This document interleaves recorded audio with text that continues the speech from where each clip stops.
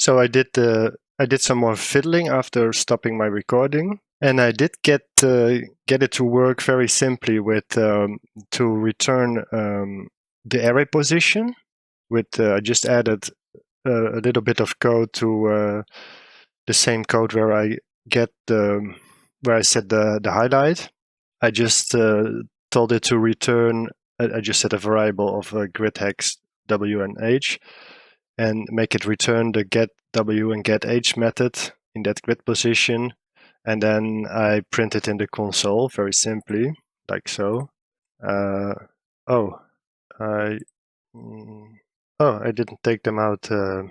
I experimented a bit with passing instances around. Right. So, and I set the draw outline for the corridor shapes to true. I added them back in. It now redraws those shapes. But you cannot see it. My head is in the way, I think. Wait a second. Circular cam. Let's make it really small for 1 sec. Oh, it's visible, is it? Okay, so it only works for, I only put it on for the culture tiles. Yeah, now you can see here, array position 3.3. So it does, I can retrieve that as well.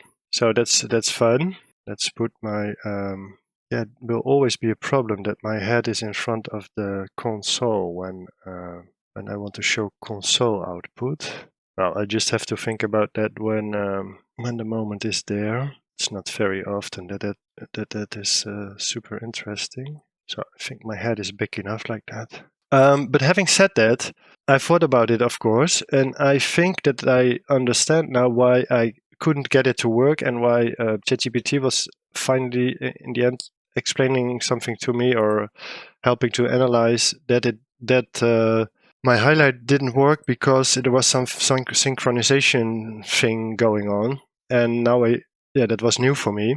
But I think I understand now that it is because I'm checking for the mouse position and whether the shape contains that position in the code that I use to render it. So it's, and because the DrawCanvas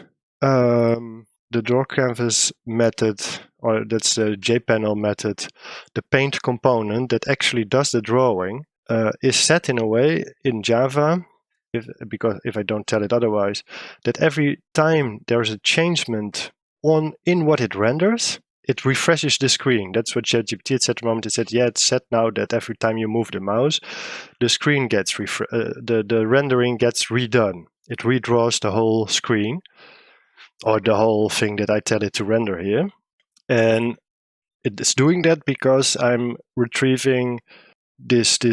I think it's also already doing that, what I understood also what ChatGPT said, because I'm checking for the cursor position and then printing something to console. That's not necessarily changing something on the screen, on the rendering, but I think that if it explained me correctly, that it already does that because I refresh the cursor point. Not 100% sure about that, but at least the way I do it now, every time I move the mouse, it redraws. But yeah, and I can avoid that with what it, back to mouse input handler, with what it told me with the invoke later, and then I wait until all the input is processed before repainting, which is probably sometimes useful when I really want to control when it does a repaint. But so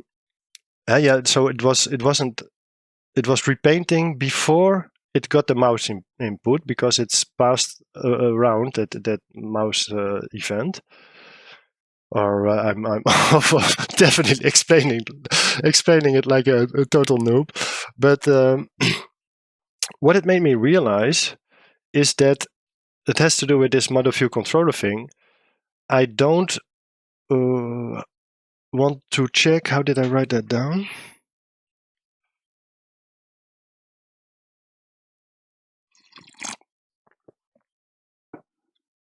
Oh yeah, that's what I want to say. I don't want to redraw the whole board every time the mouse moves. That's just ridiculous. But because while rendering, it checks if the tiles should be highlighted, but it does that check that again every time the mouse moves even 1 millimeter. Every time it moves to another pixel, in fact. So that's just, yeah, I found this out because I'm now drawing the shapes, and like ChatGPT somewhere said it to me that normally you have a collection of those shapes in the thing that you're drawing, which would be the board. So I was very smart. I thought I was very smart to separate the two, or at least find a solution to make it work again this way. But yeah, what I want is that when the board changes, that when something on the board changes, it gets redrawn. Not when I move the mouse. The mouse can just move around. But what I had before is whether it checked if one of those shapes on the board contained the mouse, and then it should be highlighted. And so there's one Boolean that is set as soon as the mouse enters that shape, and then it keeps the Boolean stays positive while the cursor remains in that shape. So the rendering has only needs to draw it once once the mouse enters that shape, and then it doesn't have to redraw the screen as long as the mouse stays in that shape, because the Boolean it stays set to true. I must make sure in the set Boolean code that it is otherwise set to false, of course, and that it does, when once it's highlighted, it doesn't stay highlighted, that stay true. But that's very easy with the check in the set highlight method, or very easy. I of course need to check how to write it again, but probably was in there, and I think I messed it up. But that's no problem. So yeah, having settled this, I realize I do in fact need the shapes on the board. The tiles need to have a shape. Because even when now I'm going to set, I said that before, I think. Now when I'm going to set one of when I give the shape back to the tile object, when I'm going to set it to true, it will set all the tiles that use that shape to true, because I only use 8 instances now for all the tiles. So it will set all the culture tiles to true, for instance, because I reuse the same one. So that makes me realize that I was very smart in creating this whole thing, but that in fact I need to, when I instantiate when I create the array of grids that take the culture or the corridor tile, I need to make every culture or corridor tile unique again. Because if it's not a unique tile in every position, needs to be in unique tile, because if it is not in unique and I'm going to set a Boolean or something on it, it will do the action for all the same tile, because I only have one instance of them. So what I need to, I was thinking, I need to go back to culture corridor tile as objects, but I don't think I need to do that. Because I like that I have taken out the whole hierarchy there of different objects to make it easy, and that I have one object of tile to access that stuff. I can just make in the tile, I can just make a check for whether it's culture or corridor, that it contains a certain shape. And what I also do need to make them so that will give the shape back to it without creating 2 objects of different tile types. And what I do just need to make it unique is give it back its WH argument, or parameter. I never know the right word to say it. So that they are unique. So that means that I can continue, because I was thinking, maybe I need to, so instead of in this random stuff and etc., I need to instantiate the new tile instead of that. But then again, then I'm going to, it's not dramatic for my game, but I like this as kind of logic. Then I need to reload the image every time for every array position of the board. I need to reload the whole thing, so that will totally undo the advantages I had created here. So like now, like I was saying, to give the WH parameters to every instance of whatever the grid hexagon the array position contains. I cannot instantiate the culture corridors like this because I cannot give them the WH afterwards when it's already instantiated. That won't be possible, of course. So what I was saying about continuing to using the tile for all of it, as far as I can see, that won't work. I can keep the tile. I can keep one object tile and do it like I did it before. Create the terrain here, and then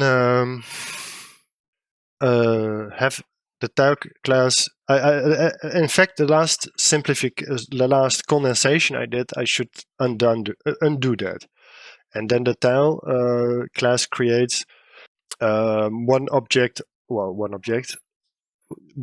culture, one object of corridor with its WH attribute as well.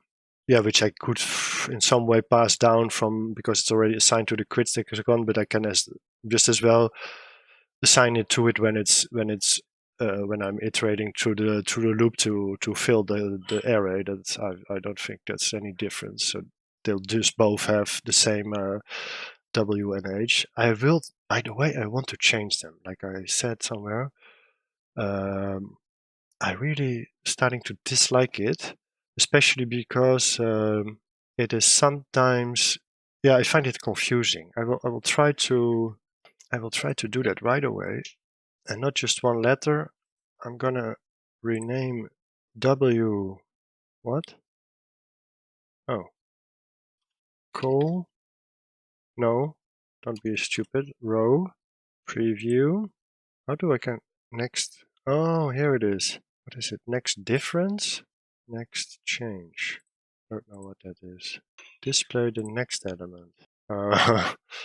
Honestly, oh, what is this? Next change? Does it go to the other classes? Why doesn't it go to... Oh, because it's a local variable? It says update local variable. Anyway, I broke everything. That's not as usual. It's not such a big problem. And this is going to be called column, I think. I hope I'm doing it right, but normally it's from left to right and from up to down. Board width. Oh yeah, here it says. So, and then why doesn't it? Oh, it only does it in this one. Why? How do I do that for the whole page?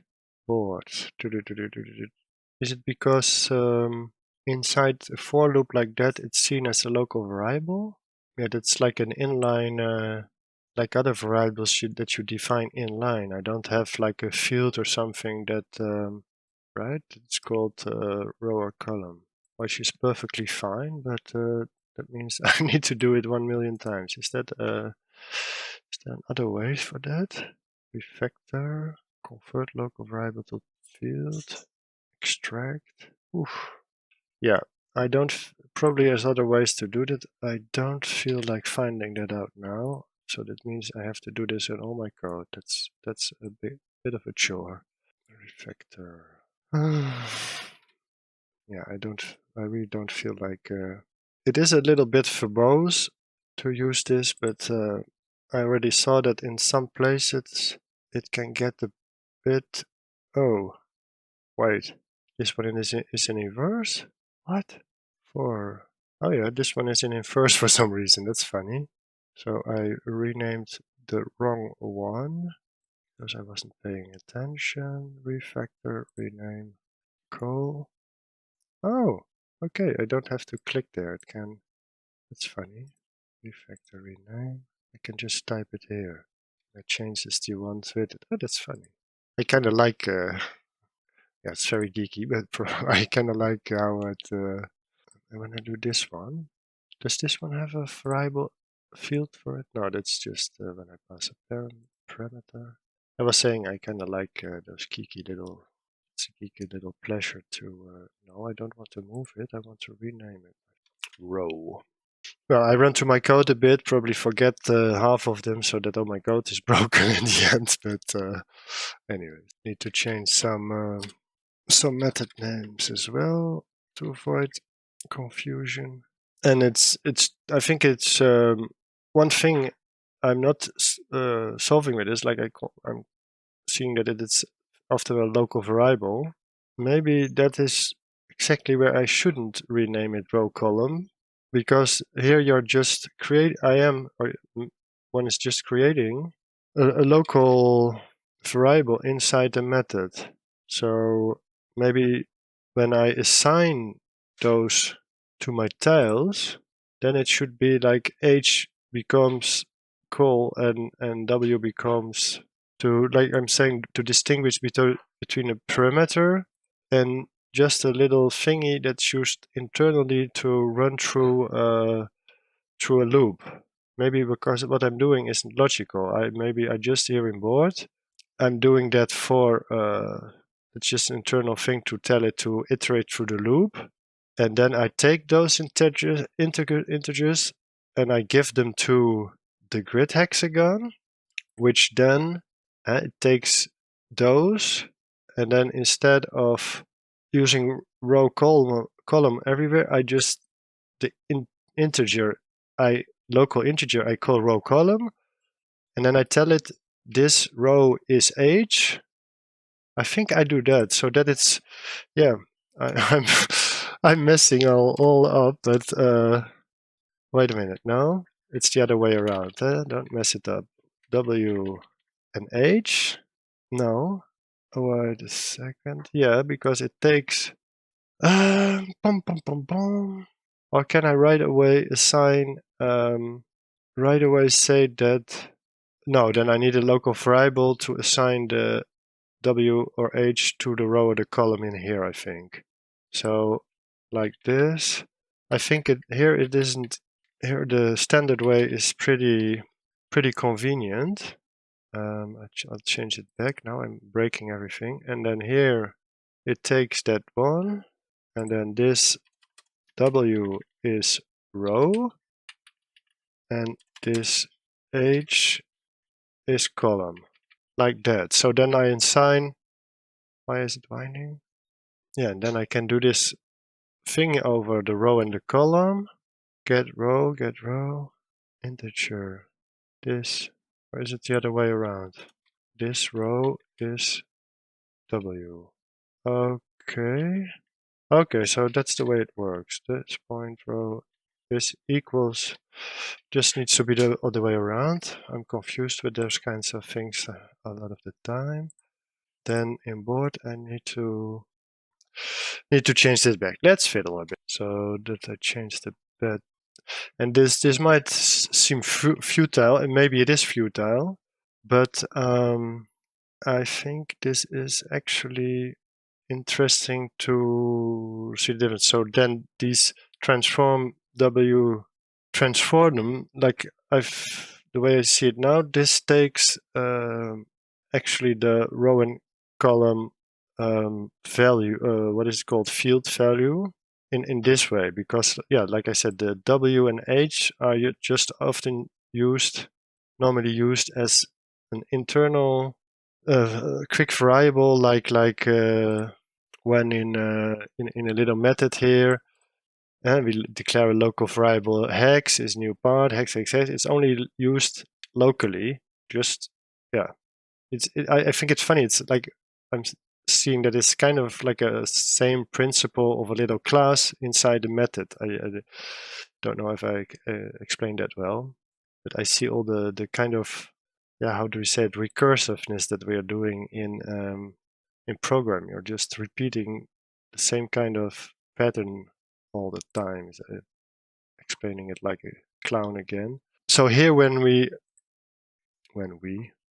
declare and why is this public? Why is the row column public? Not sure why.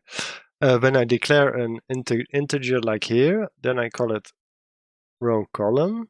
And here inside, that's what I wanted to distinguish. I wanted to distinguish between where it's just this little local variable that is used to iterate through a loop, and when it's actually a parameter that gets passed around, etc. Because now it was all it was all the same, which is pretty easy, but I think that can lead to confusion quite quickly. And now now that is more clear. Transformer. Oh, I should have renamed that thing, but it's only used once. So transformRowCol. By the way, now I'm doubting whether those WH in the array. No. This is the number, and it's what I'm calling row column is the same number. But and yeah, there's my confusing. This loop here, for example, iterates through the in board. I create the array with that, and then I assign a value number to the array position. This one iterates through the created array and retrieves the numbers in that array position, which, like I said, are the same numbers as the row and the column. But yeah, it's an integer, so it can just retrieve them. I don't think I need to, because it fills the array with those numbers. Those are just the array positions. That's just the that would be weird, I think, if I rename those. The array just has those integers that are assigned to it, which are the array positions. I think that's that. So, and only here I changed that to have access to that I think maybe I'm completely wrong, and it's just useless what I'm doing. But I feel that is a kind of an important decision to know what we're dealing with. And because it's all the time, these are the same numbers all the time, it might work, but then I can, it's just an integer, so it should be able to be passed around. We'll see where it breaks. We'll see that in a bit. I will explain that I was stupid as usual. Let me see if there's anywhere else. Yeah, in piece and game loop, etc. And I was thinking when I create my unit list, for example, they will have position info, which is related to the tile, row, column, etc. And I think the more I start to pass that kind of stuff around at a certain moment, I'm getting confused with, like I said, the internal integer used for iterating through a loop and integer that I can retrieve as a that I assign an integer that I assign as a value to each tile. Those are two different things. So that's what I'm trying to do. Yeah, I'm thinking out loud as usual, but like all my hours of video is just me thinking out loud, so that won't be make a big difference. Yeah, for the right now, I don't see where I use it elsewhere. So right, so I messed it up, which is great because I got it to work. I was very funny that I get it to work without having shape objects. I now see that this can be done, and I was having fun with that. But now I see I need this, and I need what I was talking about before. I will merge what I have now in Render. I will merge that with DrawCanvas.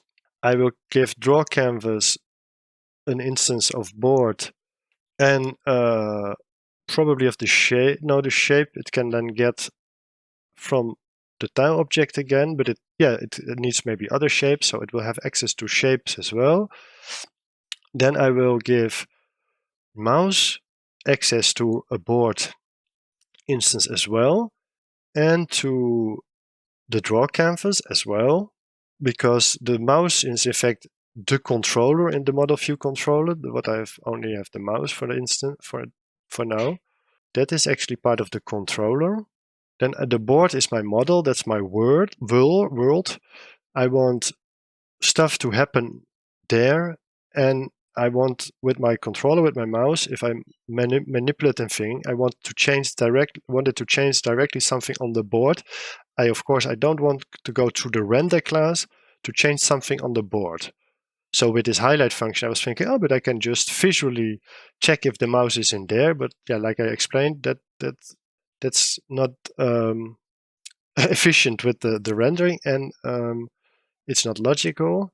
And beside that, when I want to select a specific tile, I want to do that through its shape, and I want to click it, I want to do things, and I want to retrieve a tile, I want to put something on there. I don't want to go through a whole rendering thing. So the controller should have access to the board and be able to, a mouse click or something, or even mouse over, change something in the board. Well, not by moving the mouse, it sets tile to highlighted, but that's some information that the board has. Before I was saying, oh no, the board doesn't need to know that is highlighted, etc.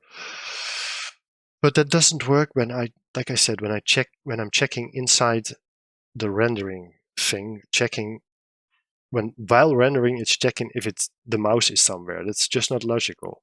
The mouse needs to be somewhere relative to the board. And I was thinking, yeah, but it's okay if it's just on the screen, and it's anyway, the shapes, only the form, everything just exists on the screen. It doesn't really exist on the board. It's just a collection of information, and then I draw it and then delete it. But however it is, I don't want to go through the rendering processes to get to the board. That's just weird. So again, explaining it like a 10-year-old. What is the expression? Like a 5-year-old explaining like I'm 5. 85. That's it. Yeah. So terrain. Don't want to get it in another class like I had it in another package like I did last time with another thing. So I'm gonna separate terrain out of tile again. Tile type, terrain name, texture file, image, defense bonus. All that stuff that was in terrain. Gonna be easy because, well, I say that, maybe I shouldn't say that before it's done. Unit allowed, etc. If parameter, get shape of tile shape, culture shape, then code better. Yeah, game shape. Oh yeah, I made a notation here that I need access to the shape, to shape instance, but I already found an elegant solution for that. What was that? I will get to that. Tile type is here.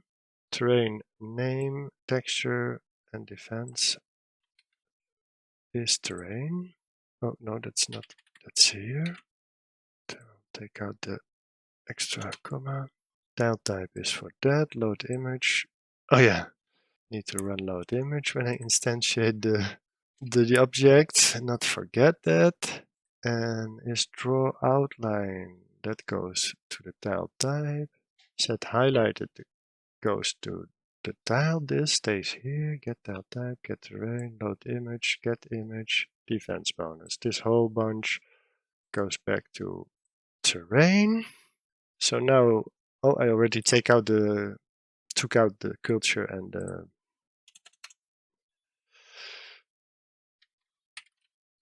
corridor name. So now this is back to new. This is terrain. I keep these 8 terrains. I think that was interesting, just until I realized that this isn't working as well, of course, like I'm doing now. But yeah, my last condensation didn't work, but I still remain with one type of tile, which is one tile object that is just like here, the different terrains are generated different, initiated with different parameters. So will the tile objects be initiated with culture and corridor, but then, like I said, they will all have a unique row and column, a unique array position. So they will be separate instances of their on every board position instead of this. So how did I have this? to have a random, then now here I should re-initialize a new culture is new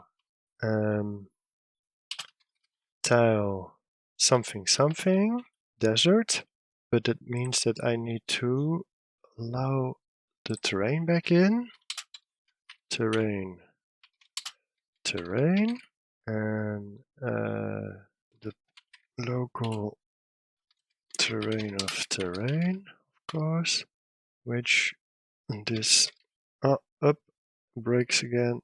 This terrain is terrain, like so. And then I need to tile type is not yeah, it's a string, but it doesn't. I can just add that in as a word. I can continue with that. This tile type is tile type, string tile type. So this one will be new culture. I think I don't see the need to create another object of tile type, etc. because I don't tile. Oh, it's not a tile. It's a string. String. Cannot convert from tile to string. Where do I say that's a tile? String, tile type. Change type of culture to tile. Where do I tell it that it's a tile? Culture. Oh wait, of course. Oh yeah, of course. That's simple. Tile. This should be a string then, like so. Right? Yeah. Culture. Like so, but then I do. I think it's a bit ugly to repeat the same word every time, but that's kind of a minor nuisance. Then maybe I need some other variable to keep the tile type. I'm not sure. I can just copy it, by the way.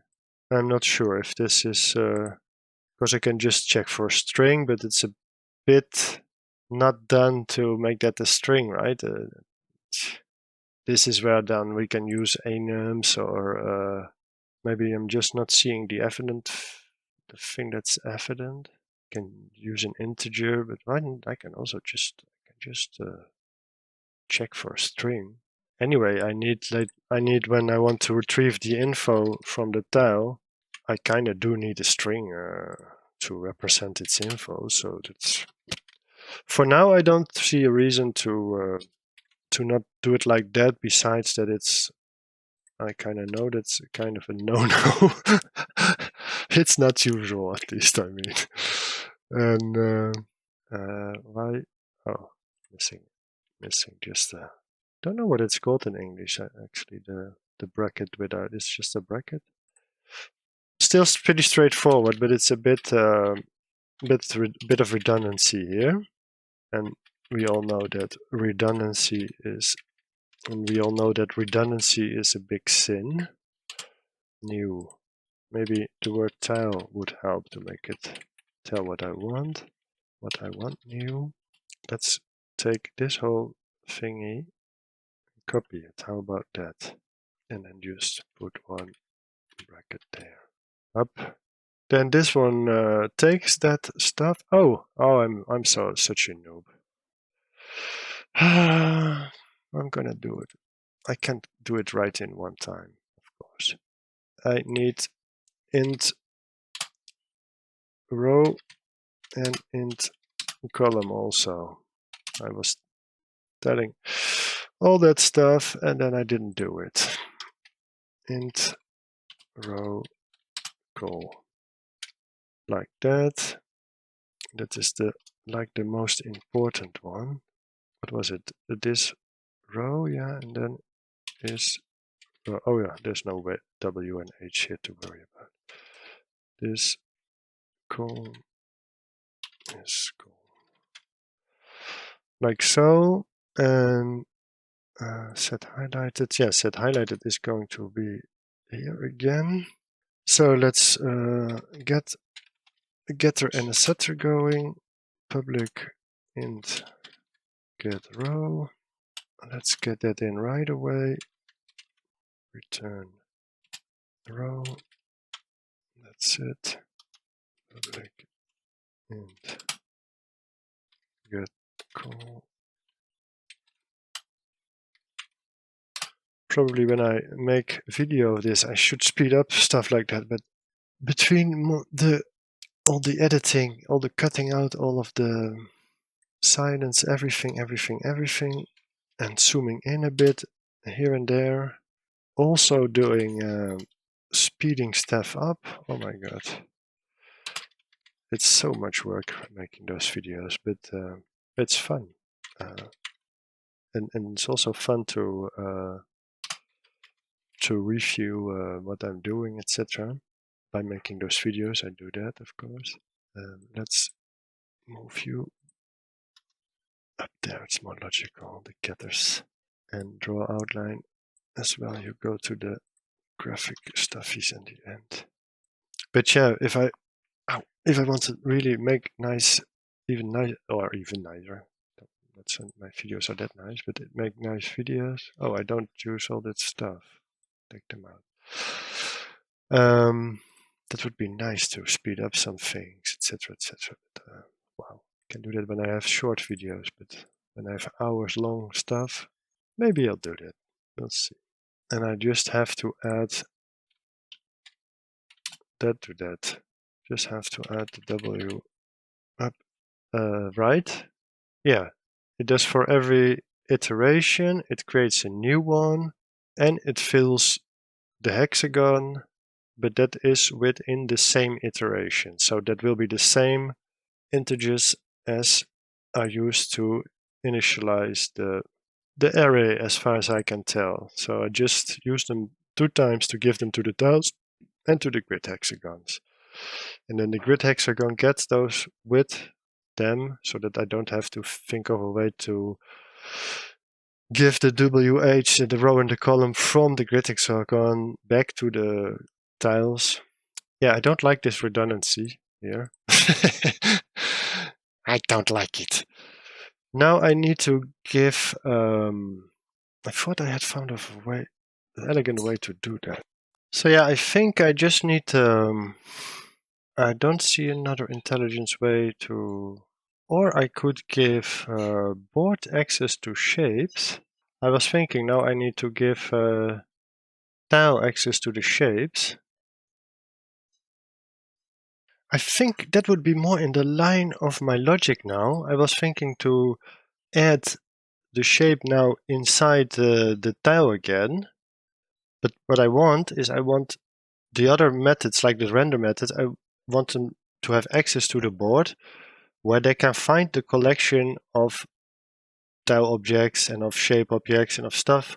If I put it inside tile and every time I create that tile, then to find it, I have to go through tile again, etc., etc. So I think with my current line of logic, I'd better give board access to the shape objects, and then just like I'm doing here, in line with the way I'm constructing stuff on the board now, to add the shape on there in this conditional way, like here, which also will give the same stuff that is what is it called? I'm forgetting the word. Doing the same thing over and over. But like I said, I don't see a way to get around that. Or I need to create another layer in between. The problem is the construction of my board. Like I have one array position where I need 2 tiles that both need to be unique. Oh yeah, and like I said, if I create a shape only once, if I set the boolean, I could have an object that only takes the array position and the shape, for example. Yeah, but the shape is it needs a unique shape object for every position. It needs a shape object related to a unique position. So yeah, I don't see a way around it for now. It was I was thinking that's easy just to avoid all this doing stuff double, but no. Anyway, so it will have to be able to take a game shape, game shape, game shape, game shape, or tile shape, game shape, tile shape, game shape, tile shape, which comes before the string. I like that. It's private. Oh, I forgot to set it here to private. Starting to understand it a little bit also now with the private and etc. Public game shape called tile shape, and then right after that is tile shape, style shape, plop. Oh, I always forget the point here. That's great. Let's write the getter right away. Public game shape get tile shape, and that returns tile shape. Tuk tuk, no, not tuk tuk. Like so.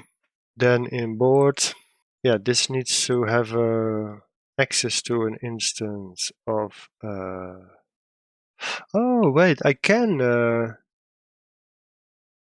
like this here instantiate game shapes and pass them around to the different tile positions, and then retrieve that game shape with the right coordinates with the mouse straight from the board, iterate through the array, saying when this shape contains the mouse, then it will be related to a unique tile object, I think. But let's not be crazy. So I think now board will be creating problems, but because then all the I can just create a new object in I can create a new object in while declaring it, can't I? Like so. I can do crazy stuff like game shape.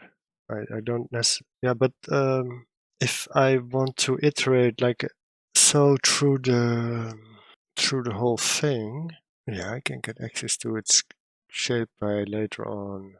Let me see. Is there a problem? I instantiate board. I want one. It already I have instantiated that. I only give game shape. Would be logical is it has access to all the shapes on the board, because later on I need. Let's just see what. Let's not be too complicated about it.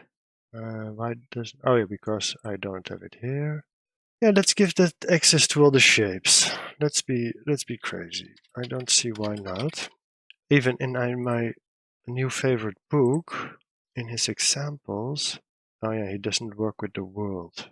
But like, yeah, it would be logical that the world has access to the things that it's made of. Yeah, game shape. Just give it access to all the shapes, because now I'm gonna collect the shapes on here as well. And then how do I don't know the notation. Oh, I need for all that, I think. It's pretty basic, so that will be the private game shape of game shape. Oh yeah, that's what I can do in here, of course. Put an if no, for again. For culture is, yeah, I could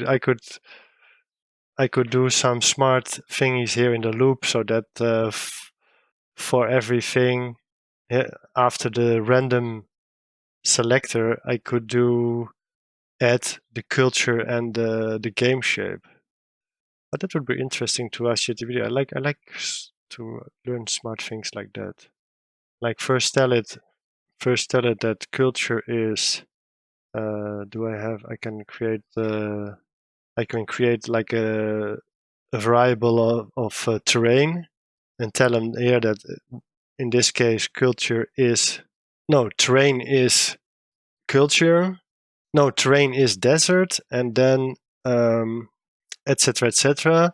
And then at the end say one time a new instance of tile with these arguments for da, that would be after this, and then random corridor tile for, I think I just have to put it down here, then say new bloody bloody blah, and then it can instantiate it once. I think it's that simple. Oh, I'll try that. That's fun.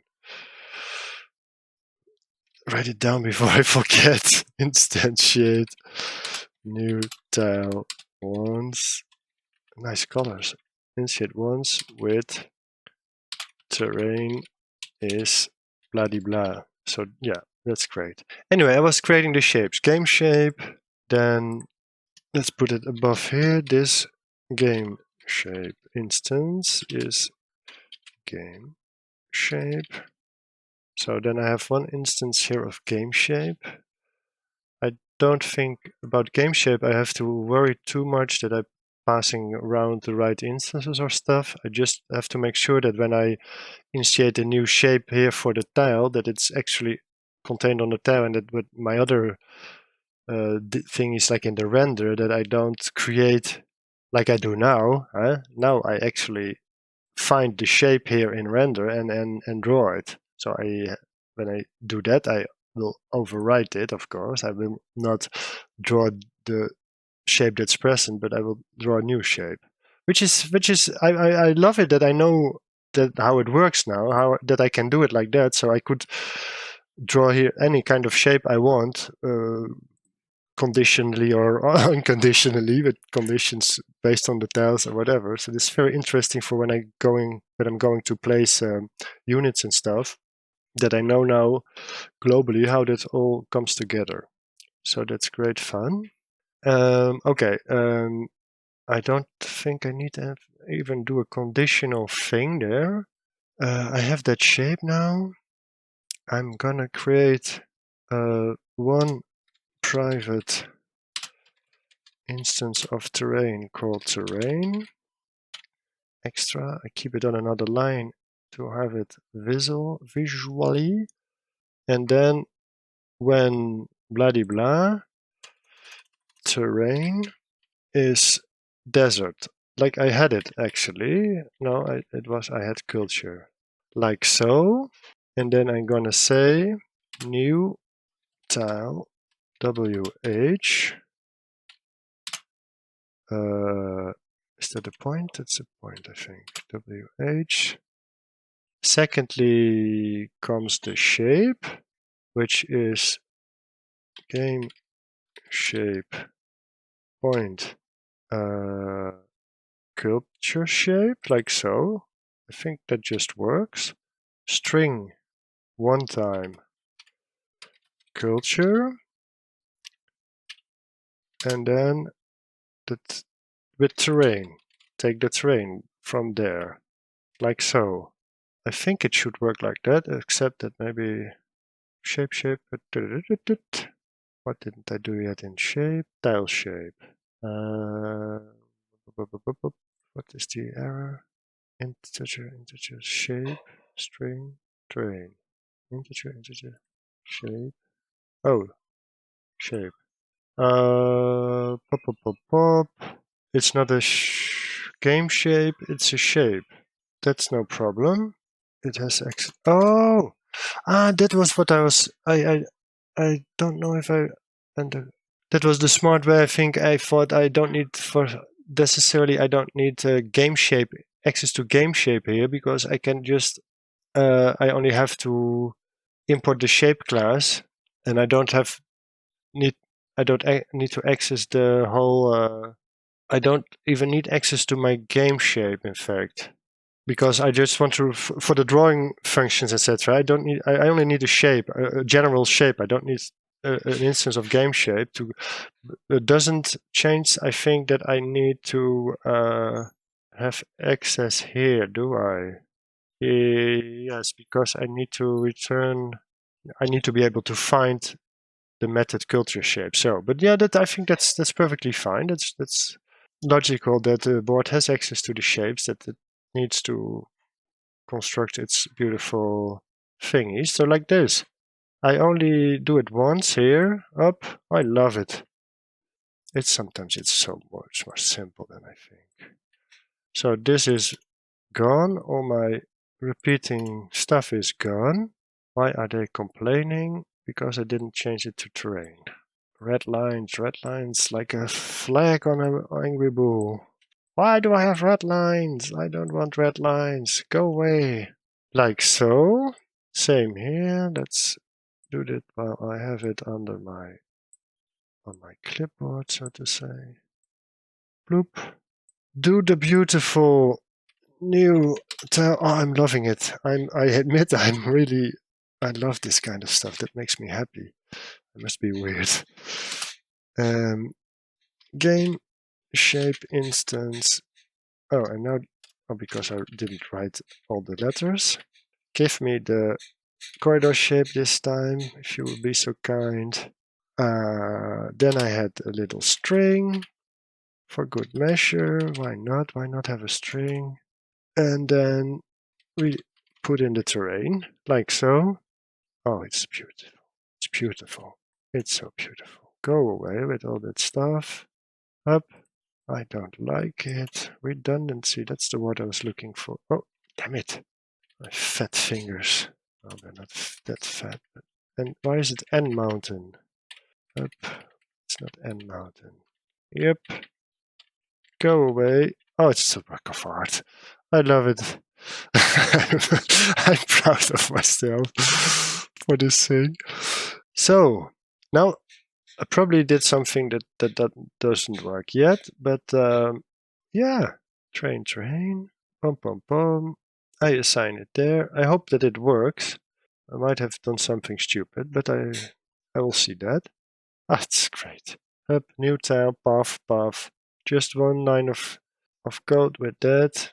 Yeah, I'm having a lot less, like I said already, I understand it better, and I'm a lot less afraid of creating this whole row of parameters that it can take.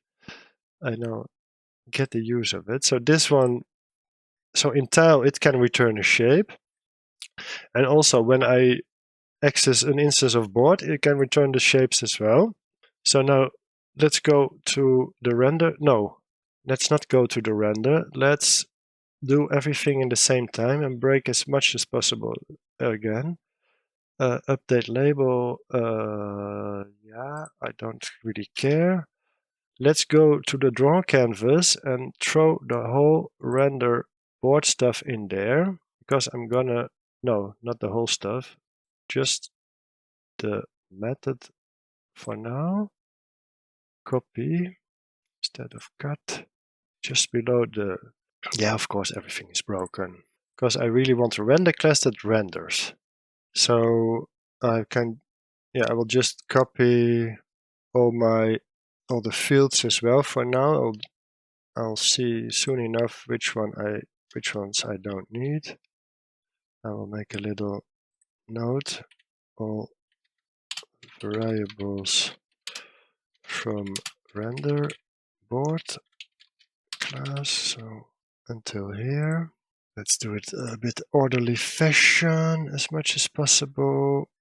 And not the constructor for now. And the basic stroke is also very rendery, of course.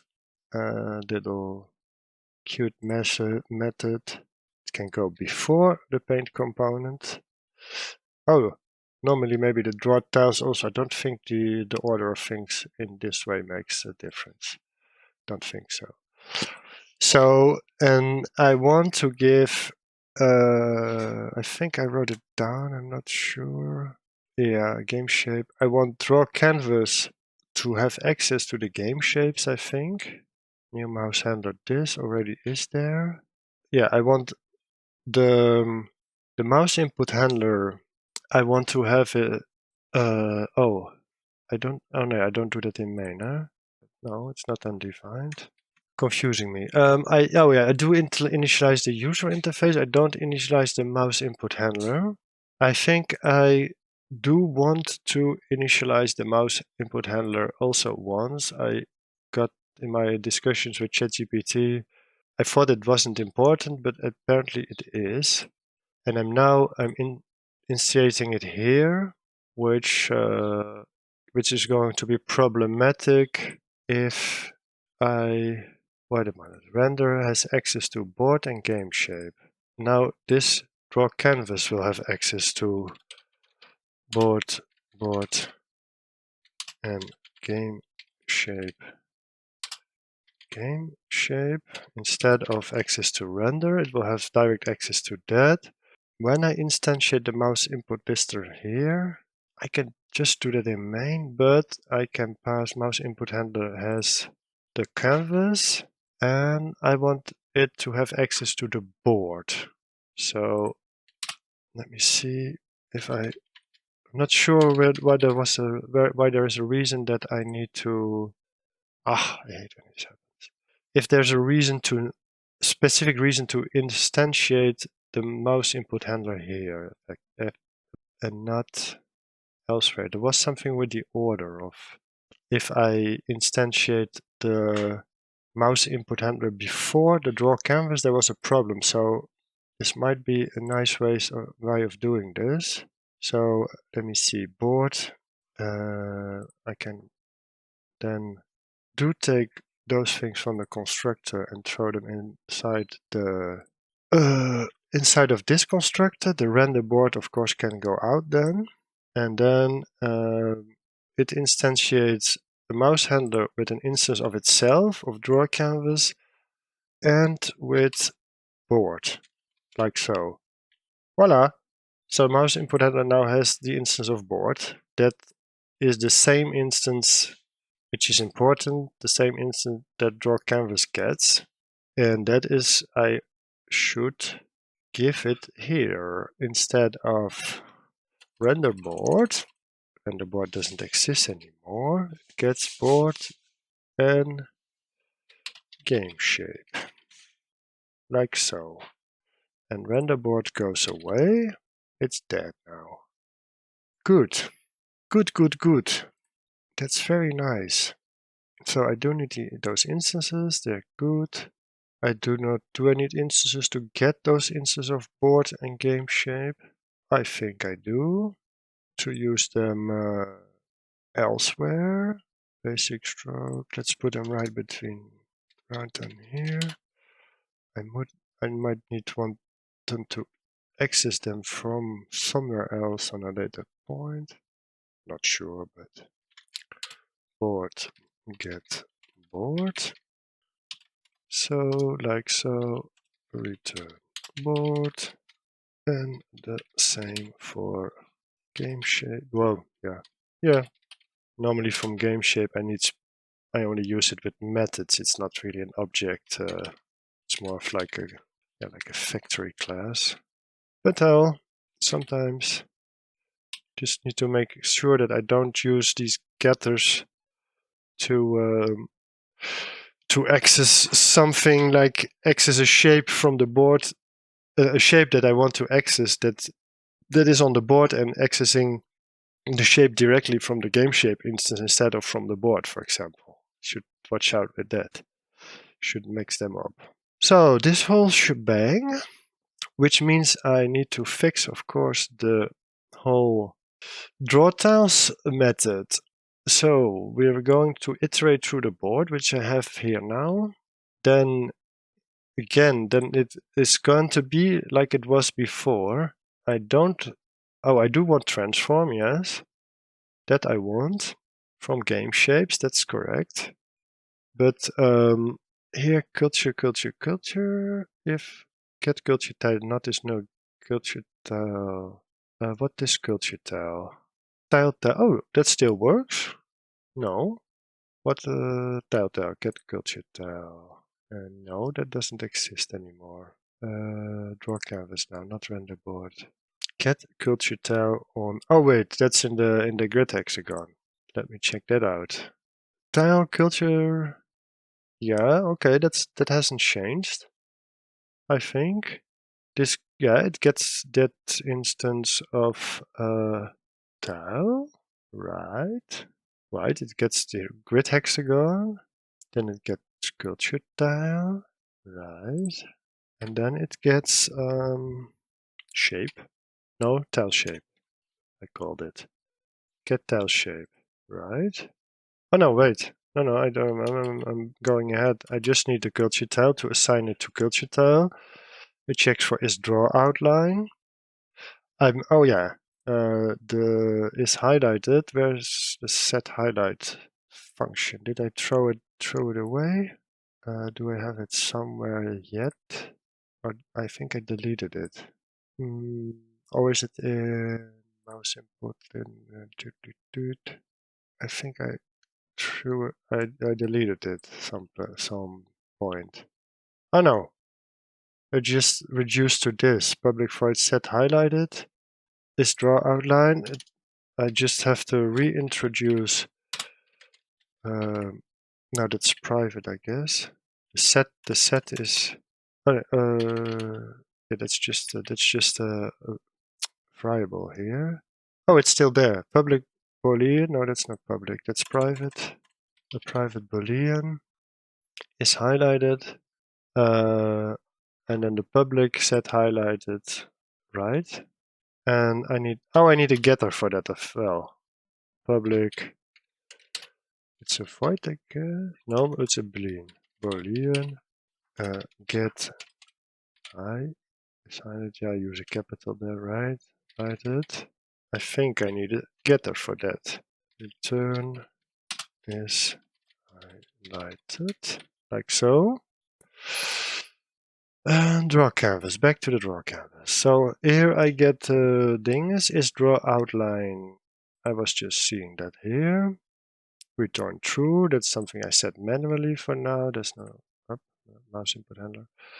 That's no sweat. So then it goes to draw, game shape, etc. No, it doesn't do that. It goes culture tile, like so, get tile shape. And that is what it's going to draw. That is the culture tile is what it found in the grid. So if culture tile get image not is null, culture tile get terrain, get image not is null, yes. New texture tile, get culture tile, get terrain, get image. It's a little longer, but no problem. Then texture square culture, it goes directly to game shape. And now it's interesting to see if that is a problem, because it has a relative, I think, texture square culture.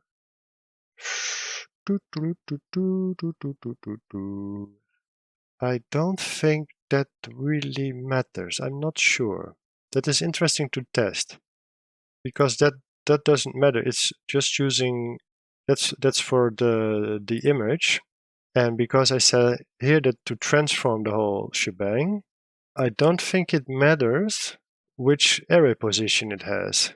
It just does that for the whole board. I'm going to test that just to see that. So because that would be the interesting consequence of I need some objects really from an array position and other ones not so much.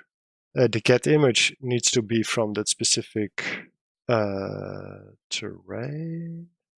Does it though? Do I need to go through the specific tile? Yeah, otherwise I don't know which image it is, I guess. Yeah. I think so, yeah. But this texture square, that's just always the same. That's just the thingy. So let's see. Just complicating stuff for me. And then fill, it's the same as that one, like so. Move this to mouse input. Yeah, this whole thingy about the highlighted that goes to the mouse listener. Then I need to access.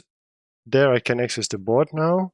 Then I iterate through the board, the visual representation of the board, but still. And then I send a message to the specific tile to set the boolean to highlighted, so that the board doesn't repaint itself every time I do. It checks whether the mouse is on that shape every repaint, which is a lot. So if game shape, so this whole thing goes away. I'm not gonna check this here. Yeah, no, I need to wait. Same thing. but it already checks for it, right? If board not is null.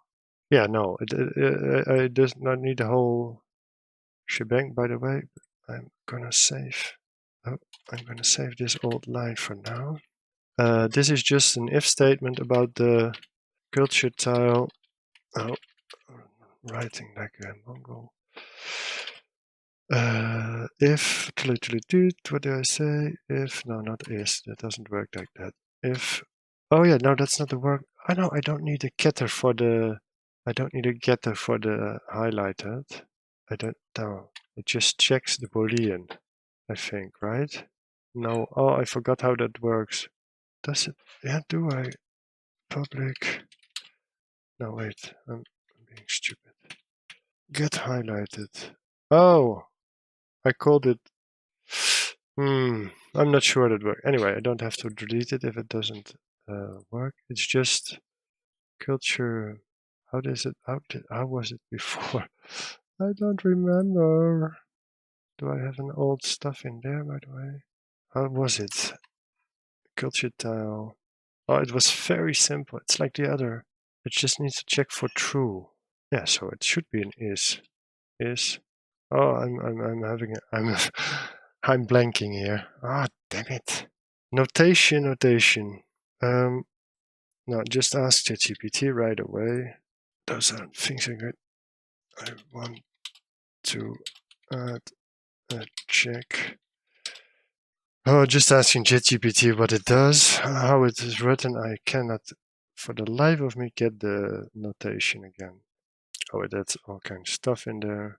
Okay, yeah, that was just the method. It returns get highlighted. I can just call it. Oh, that's why is highlighted is a bit logical, but what is it called? Language-wise, it's more logical.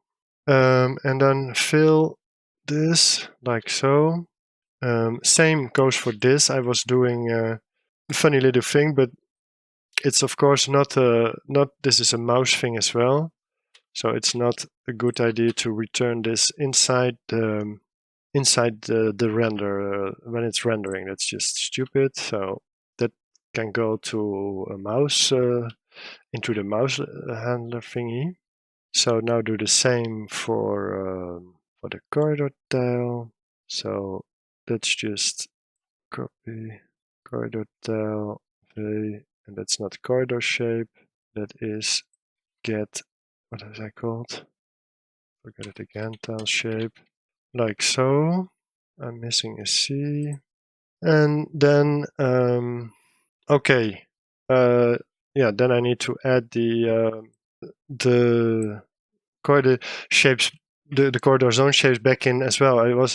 That's one of the things I will have a problem with if I only draw them here. I have zero functionality. That was one of the things that came into my mind. I was like, yeah, that's one of the problems I will have if there's nothing on the board for those zones. I don't have any functionality with them, so I need to add those back as well. So, but that is oh yeah, in board of course. I construct the whole shebang now, but that is gonna be a little bit weird.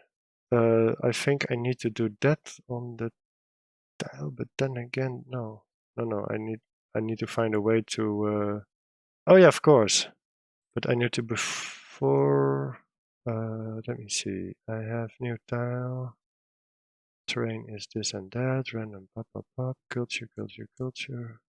I need to add those shapes, but then they need to be up to have those shapes on the tile.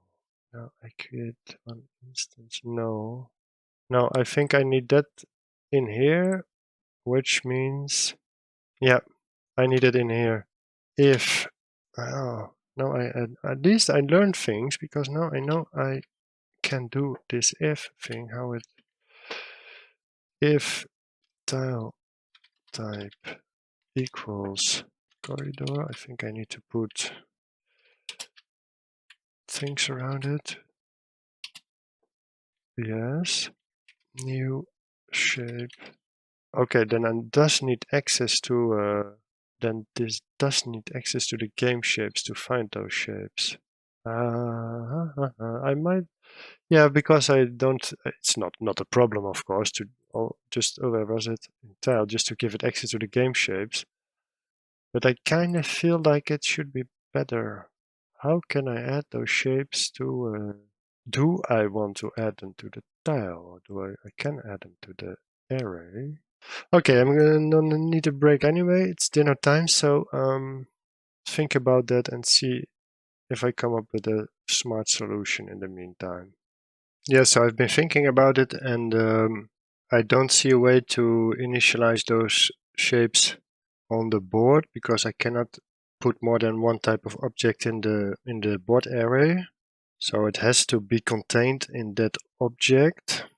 Yeah, and the logic, yeah, but because I was thinking it doesn't have to be contained, I can just create it and etc. But yeah, it needs to be. It seems that it needs to be contained in the tile object of the type corridor, and yeah, I'm not sure if I really need those objects. I cannot really oversee that right now. I need some functionality with those shapes as to what they are neighboring with related to the movement of the units, where they can move to there and from there. It's not uniform all over the corridor tile.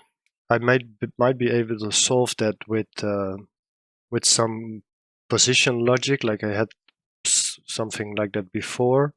But yeah, I will run into that when the moment is there. They also need the array coordinates, those shapes, I think, well, which they can derive from the containing tile, and because I need to be able to do calculations from that, but they are quite similar to the corridor that contains them, except when a unit is on one of those zones, it can only move in two directions. Some units, the other ones ignore those zones totally. And I also need to be able to place roads in there, which are exclusively for one zone, which then needs to be seen by the circles, by the culture tiles as they connect them. So that is going to be a real, I think, a real hard nut to crack. But I'll see that later. For now, I can just put this away for later. But for now, I'll just add them to the tile. But it does mean that I need to create access to the shapes here. I didn't really want that, but there you go. New game shape. Can I do it like that? No, I'm not sure.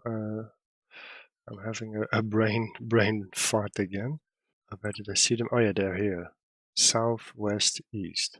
I don't want to pass it as an argument to the hotel thingy. What am I? Game shape.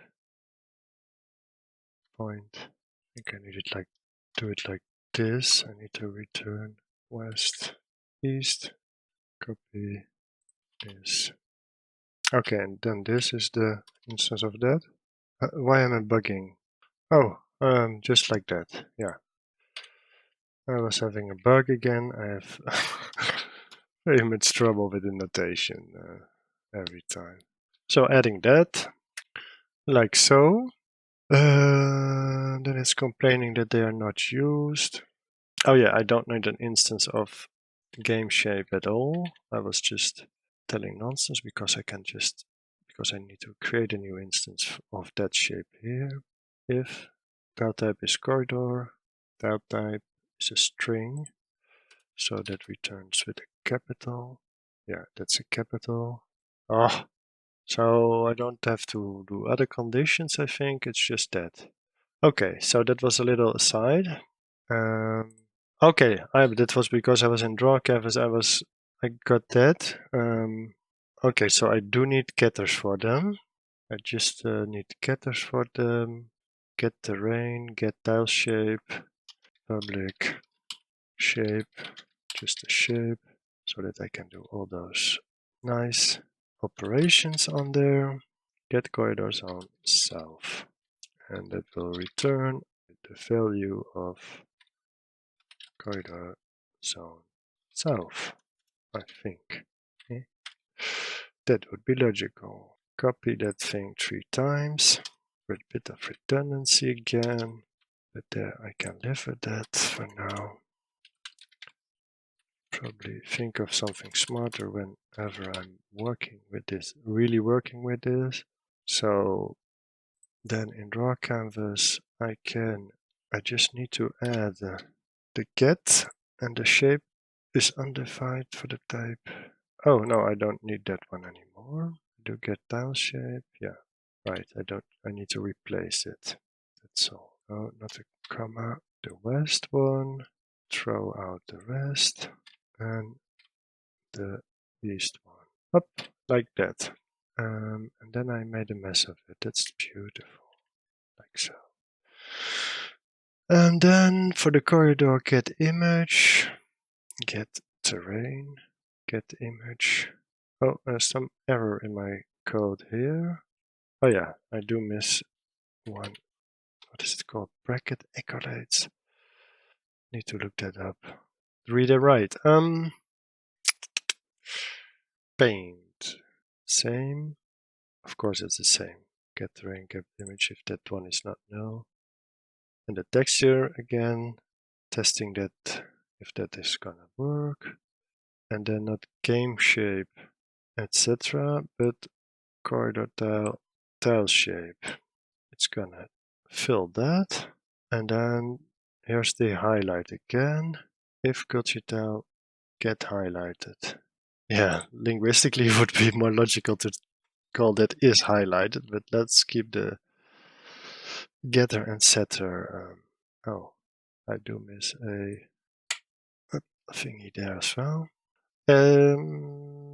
Yeah, otherwise it will get me confused if I call it is highlighted. So this can go out, and the whole box can go out, and not that. Yes, that.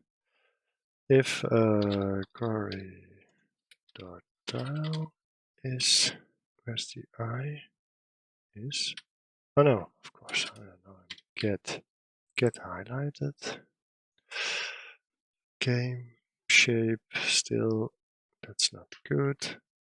Corridor shape becomes get tile shape, right?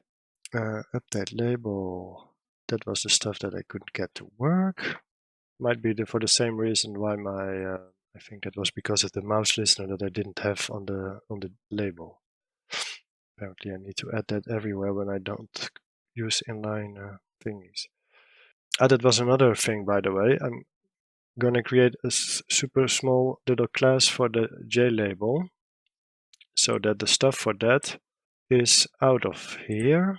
Like I have a DrawCanvas, and that's a JPanel, and this will be coordinate chord panel, and this will public as chord panel, and this will extend a JPanel without a capital. That wasn't the right word. No, this is a no JLabel. Oh, label. And this isn't a panel. This is a coordinate label. Extends JLabel. Is that what it's called? JLabel, yeah. Where did I, here, coordinate panel, save. No, why didn't they change the name? It doesn't work like that. This, I was thinking if it's outside my thing. Refactor, rename. Oh, okay, why didn't it change the name up here in my, okay, whatever. It's for complaining, because I don't have the thing. The public type, chord label. Oh, that's why. Right. That's why the name wasn't changed, I think. Where is it living now? Where is it gone? It didn't get out of my, no. I don't see the type hierarchy, but I must be blind. So why is this complaining? The method, there's no method. What are you on about? Add default serial version ID or generated. Add suppress warning. I have no idea what it does. I have to look it up. And then, because I'm going to take that out of the DrawCanvas and do the same, I will not add it here, I will do that in the user interface instead of passing it. No.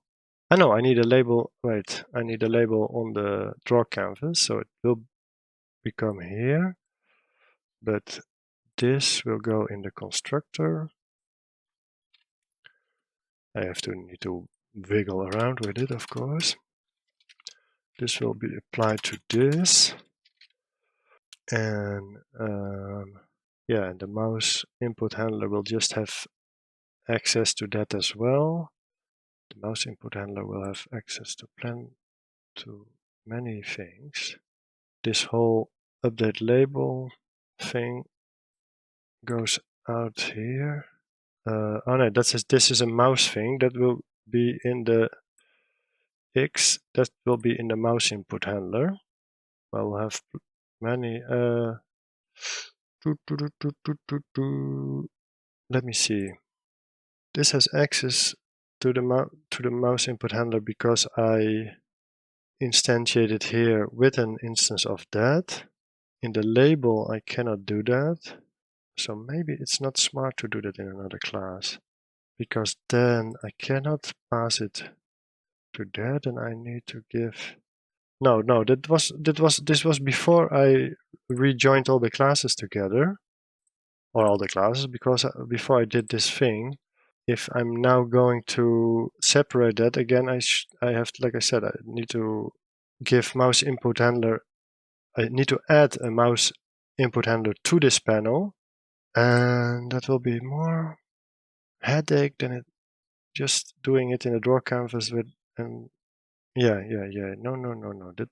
I was thinking I cannot all these elements. I was having another reasoning in mind when I thought of that, and let's save it so that I can delete it.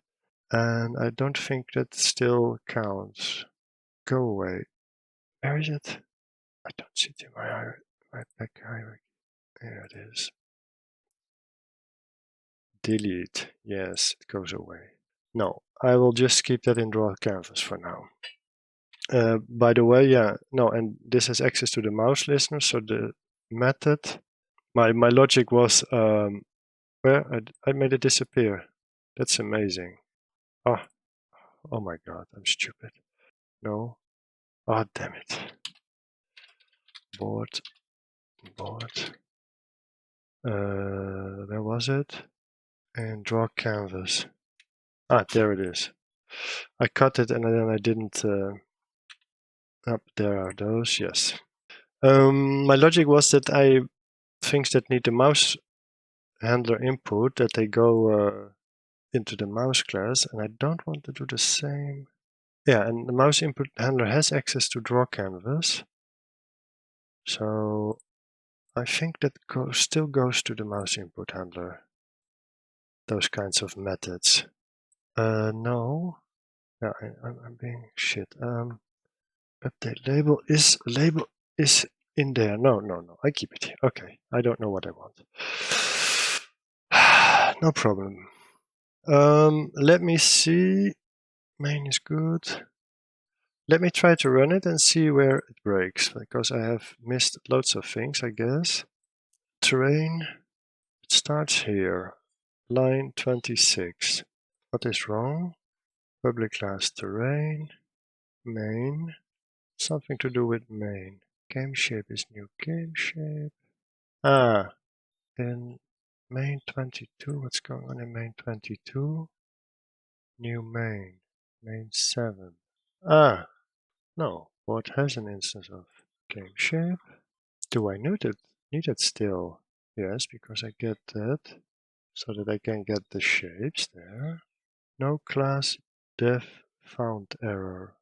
Oh, the terrain is outside of my scope again, out of my package again. I don't know why. I don't know why sometimes when I create a new class that it is outside of my package. I probably have something wrong with that. Oh, what?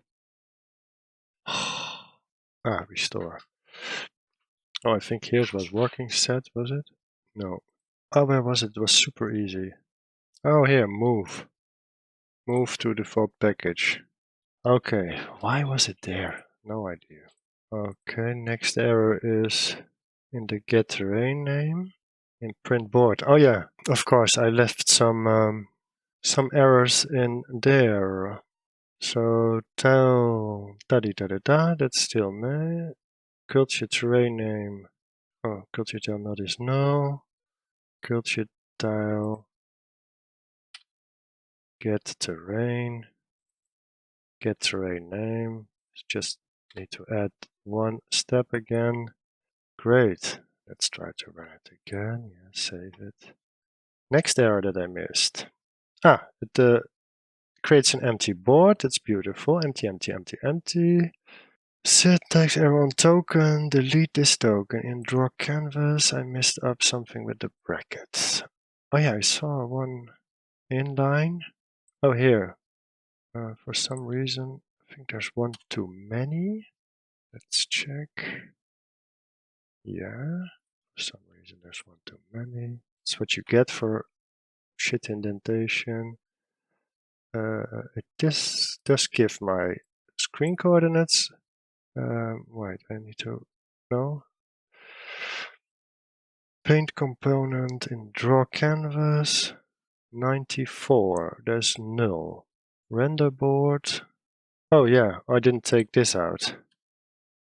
Point, because now I need to do the highlight somewhere else. So I need to reinvent my highlight.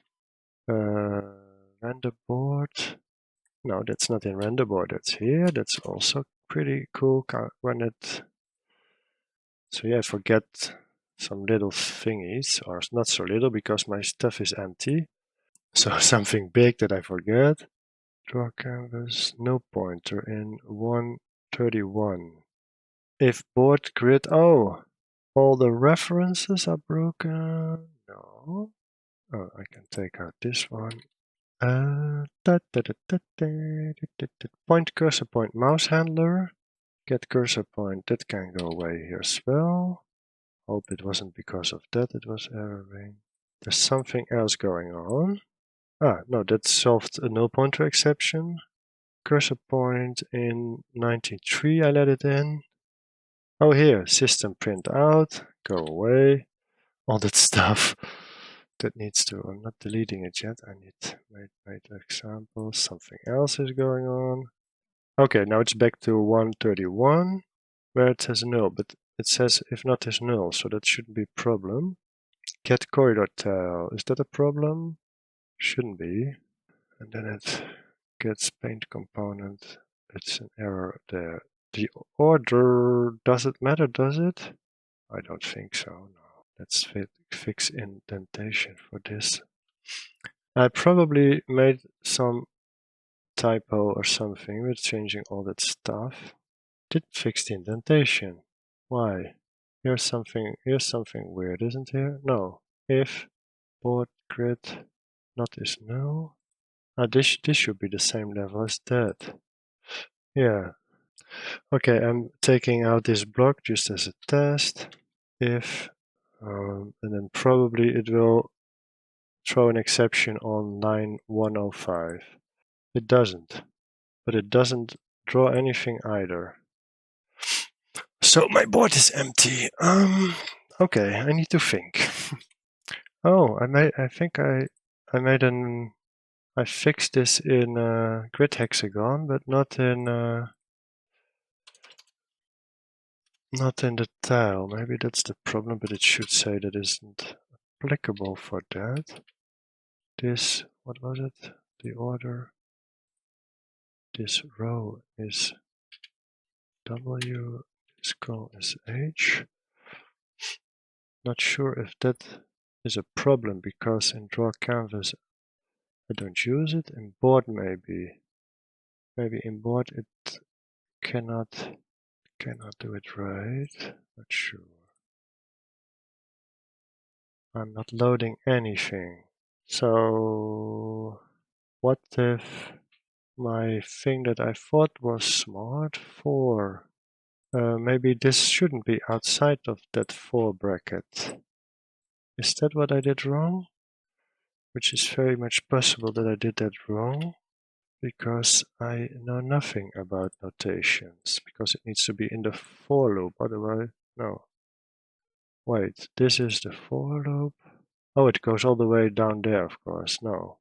Then this is, no, this is the switch.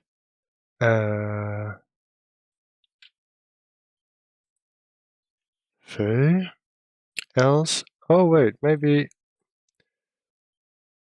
I need to do that, then the grid is 0, else the grid is that, but maybe I need to create them just before here, because otherwise maybe normally that shouldn't put in a mess, but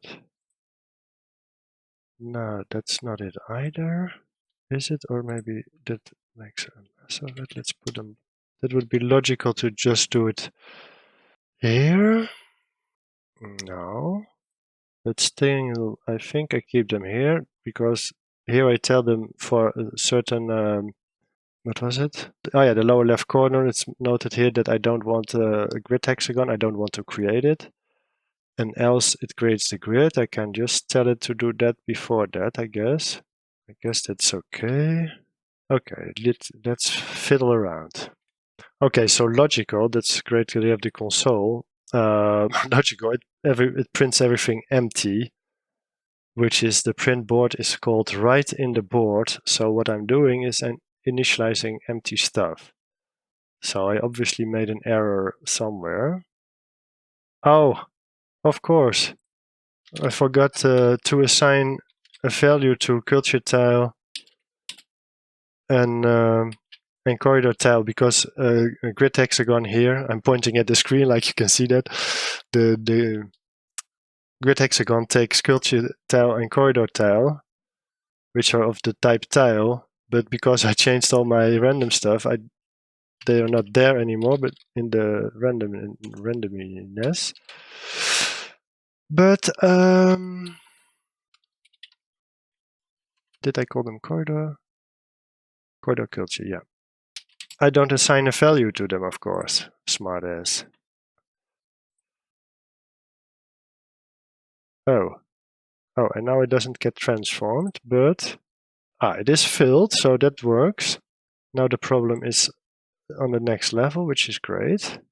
So now it's in DrawCanvas. I can put this back on, the corridor part of the drawing, like so. That was not a problem. Now my transform doesn't work. Okay, let me think again. Yeah, of course. This now transforms. I have an instance of game shape, which now my transform transforms the instance of game shape. This is the problem with I'm passing an instance of game shape to the draw canvas. I already think I already said that, and I'm passing the shapes from board that are already created from other instances of game shape that it gets from. Do I still need game shape here, by the way? Oh yeah, I did need. Yeah. Yeah, for those. Yeah. The other one. Okay. So I have instances of game shape that I instantiate here with that method of the shape, and then that are attached to the tile. And then in DrawCanvas, I have access to another instance of game shape. Well, that is, at least it's great that I understand it now. That's a big advancement, improvement. So either I stop giving it access to the game shape directly, which means that I need to add the texture square back to the tile as well, which is maybe for logical things that might be a good thing to do. Now I do it like that. Maybe I should do it all back like that instead of doing two things mixed up, because I don't see a reason to do it. But then I have to see how I apply the transform at the right point. But for now, I can, yeah. What I do now, the render thing has access to the building blocks, which can be interesting for some things, I guess. But now again, I was obligated. I was forced kind of to make building blocks, the shapes accessible through the board, through the game world. So I don't really need direct access, except, like I said, for doing my experiment. But then, yeah, I get this problem with this transformation that I need to transform the right things. Main, I was in main. What am I talking about? I'm talking about DrawCanvas here that doesn't need direct access anymore.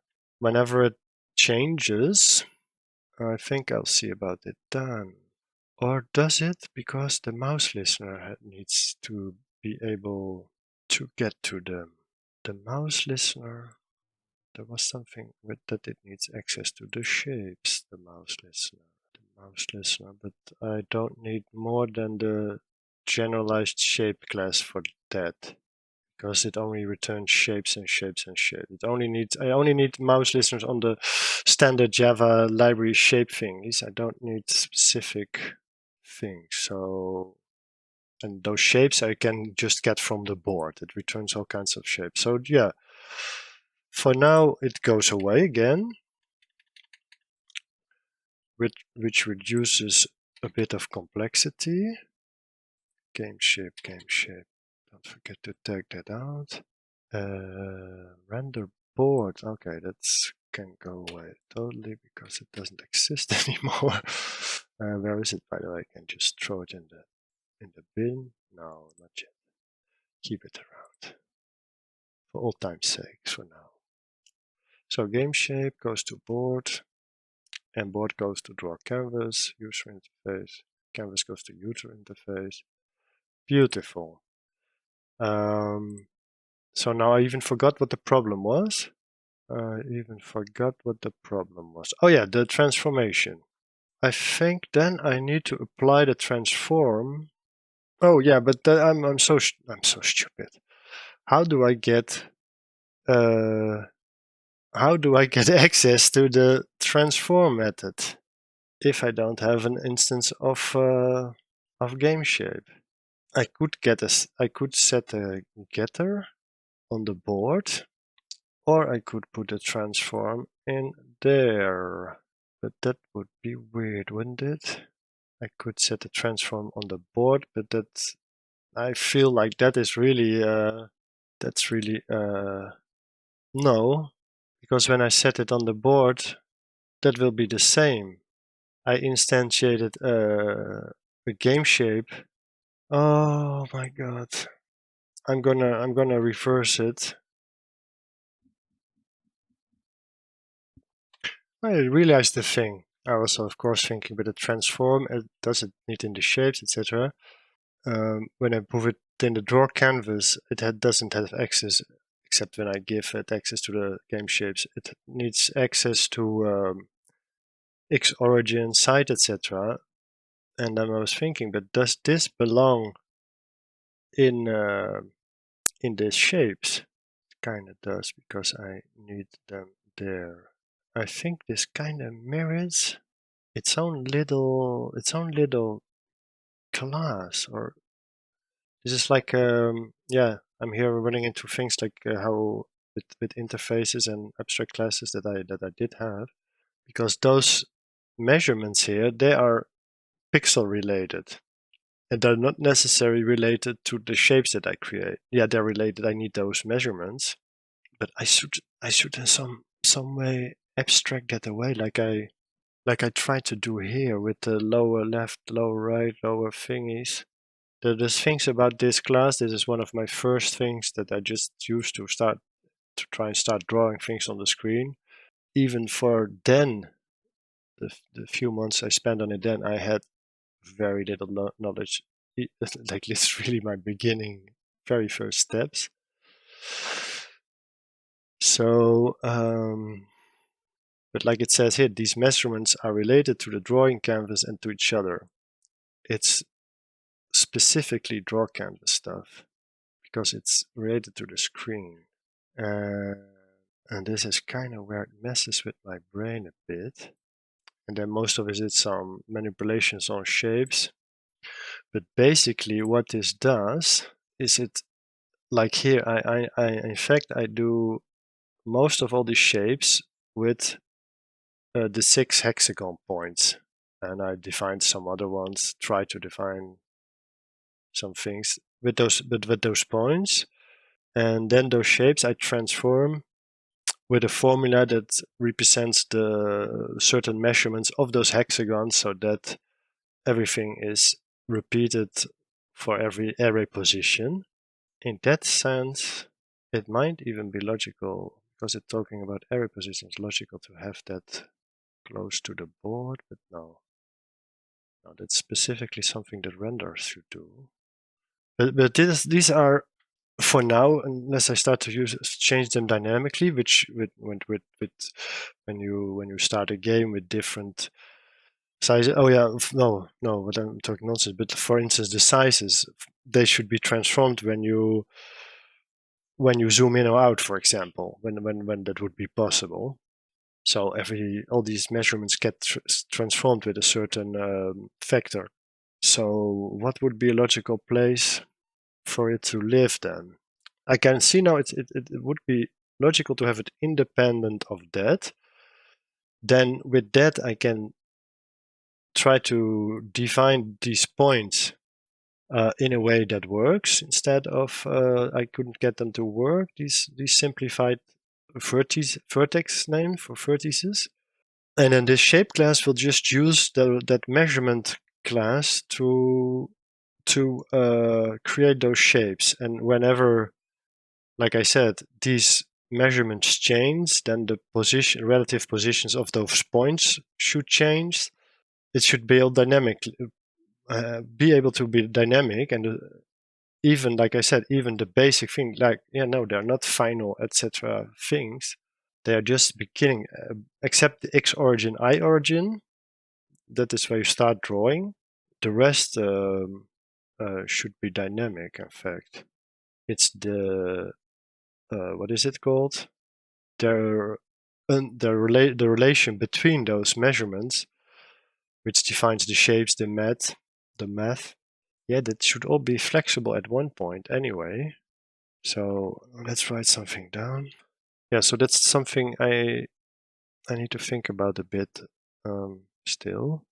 Call it something like geometry or something. But yeah, that's all. Geo mistaken, not geometry. Call it something like that.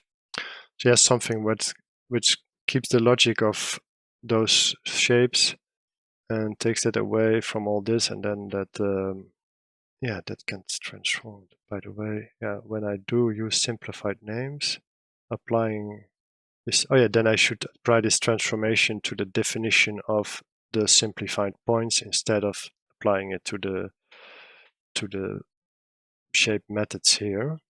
So now, it's all pretty complex to understand. Anyway, back to what I was doing. Oh yeah, so I thought, well, I can effectively apply it if I created the grid. Let's see if I can apply the whole transformation to the whole game shape. Then it's a bit brute forcing it. I see the other solution is to just do the transformation every time before I draw. And I can get the tile shape and then do the transformation. I don't really see a way to apply the transformation to the whole to all the shapes at once, because is there there is a tile shape. Oh wait, I can just do the transformation. Oh wait, oh yeah, I can do if board not is null. If board not is null, board something v get tile. Do I have a get tile? Why don't I have a get tile? Okay. Oh yeah, no matter. Yeah. Get culture tile, transform, and why isn't he happy? Oh yeah, of course. Get tile, get tile shape. Still not happy. Get tile shape. Okay, then I need that instance of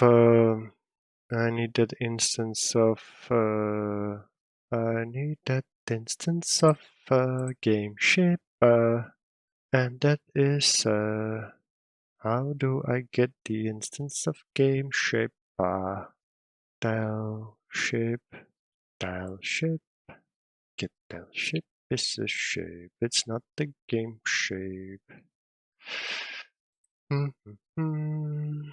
What if I change this into a game shape? I can say that this is a game shape. That is as easy as it can be, I think. It is now a game shape. Oh no, I cannot return. Yes, I can.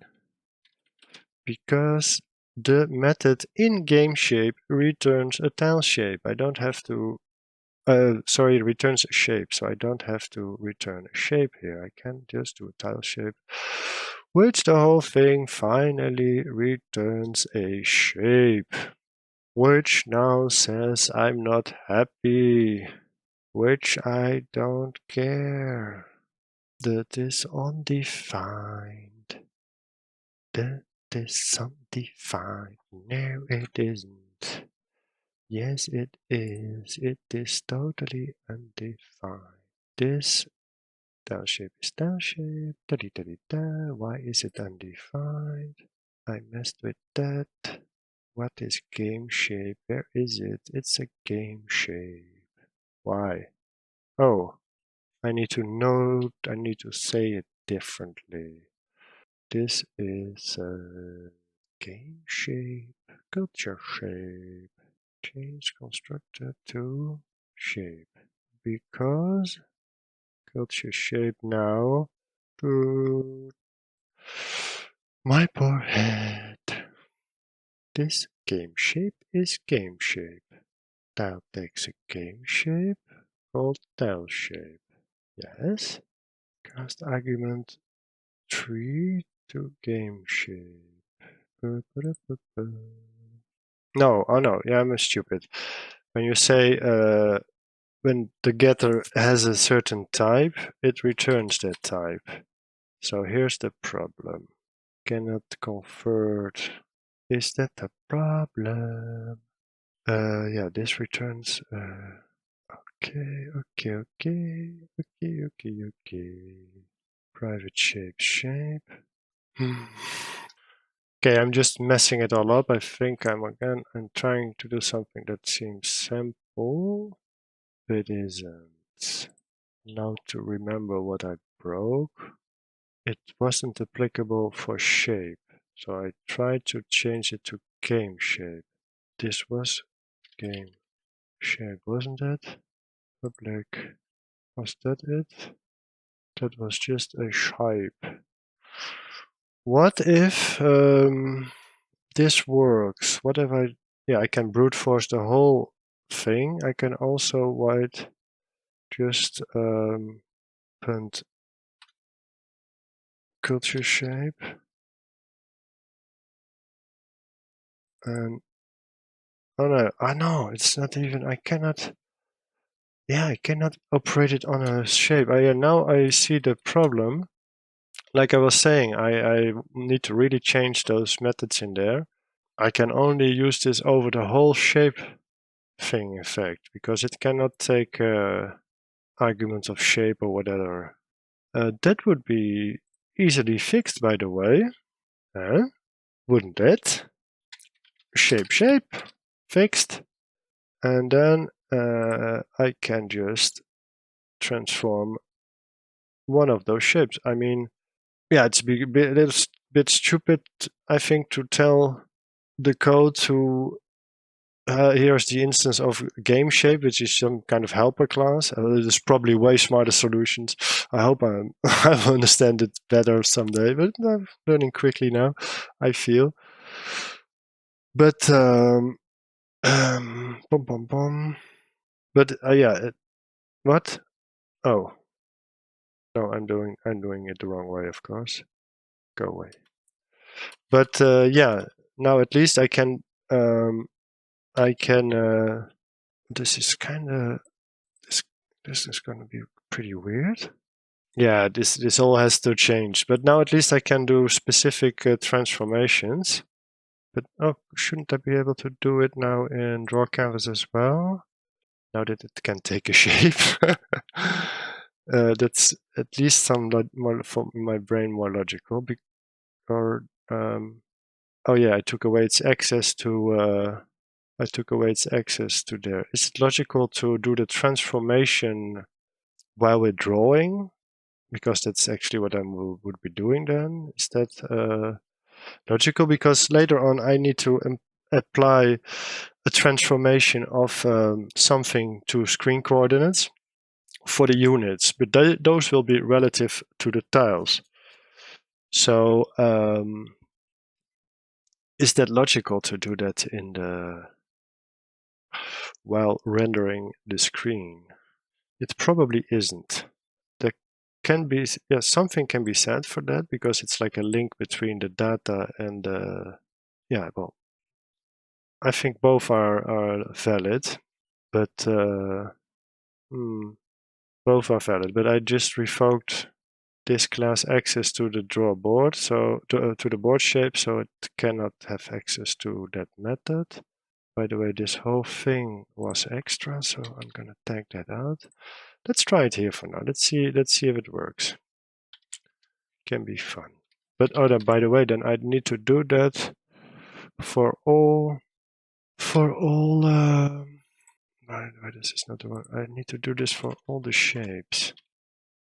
Well, all. I'm only using 2 per thingy, and then I use the corridor subdivision zones, which I don't forcibly need to draw, but anyway.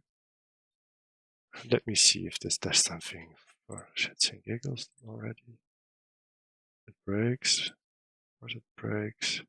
Draw canvas. Game shape cannot be resolved. 116. Okay, yeah, of course. I still have this stuff in there. Okay, yeah, like I said, it was funny experiment to try and draw it here, but now with the transformation, etc. So, yeah, I was wondering if the transformation would work as well, but means I need to add the texture square as well, but that is in the train. Re-add the texture square. No, that would mean that they also need again an access to the. Oh no, I can just instantiate a new texture square there. Would that be logical? That would be logical to do it on the lowest. No. I know I have different for I have there are 2 different ones. So I need to add them here. This is going to be, if I want to do it the same as with this shape, they need to I need to add them here as well. It's going to be a bit messy. I'm starting already to doubt my starting to doubt my way of doing it. Texture square. Oh, and I need, wait, they're differentiated. Yeah, okay, that's okay. Yeah, texture square. Oh my god.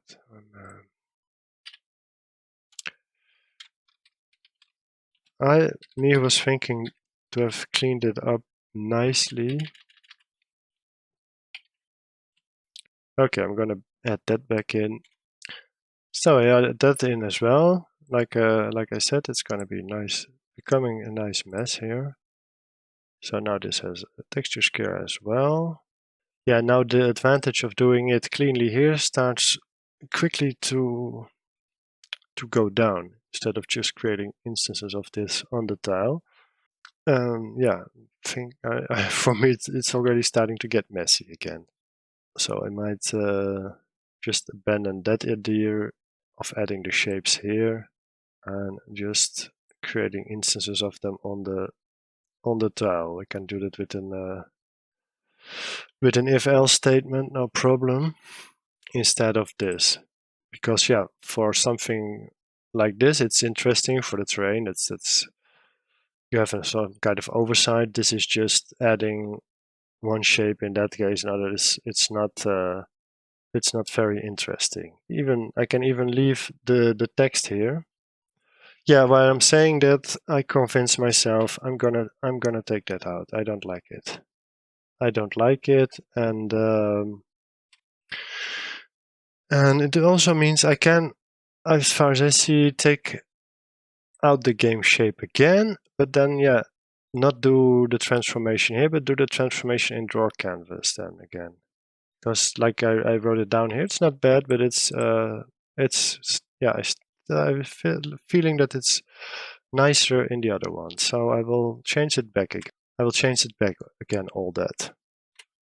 Wrote a little if else if all by myself. Of course, I can then take out those arguments there. I do need to differentiate. I know this goes away as well. Tile shape. This texture square, so it's not anymore in the constructor that. But then it does get. Do I want game shape? What did I do to the corridor zone shape? Yeah, this has to be shape because it will return a shape. So then tile shape. Oh yeah, and then I will have get tile shape. The return method, the getter will just work like it should be. Is new game shape.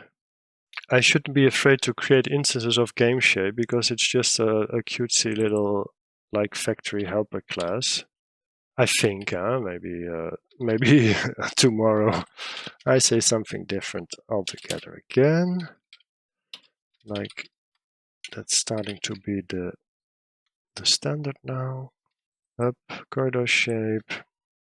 Else if a corridor blah blah blah. It should always have one. I shouldn't need to make a null check in there. By the way, why does it say? Oh, okay. I didn't. Thanks, Eclipse. It's telling me that these variables aren't used. I'm like, what? I have the return methods. Oh, they are used. They were all set to south. So that is now fixed. Then all this goes away. I keep changing everything, but I'm really having a ball that I now know how to change it. I get stuck often, but like what brain blank. I get a brain blank often. But so for now, this whole thing doesn't need his game shape anymore. Go away. I still have access to the shape objects through the board because they're in the tiles, etc. But for now, the board doesn't need its access to that. The DrawCanvas needs it because I will try to access the method in here. I feel that is more beautiful. So board doesn't need my game shape anymore, but the DrawCanvas gets it back because it's being a nice little servant. Oh, my neck hurts.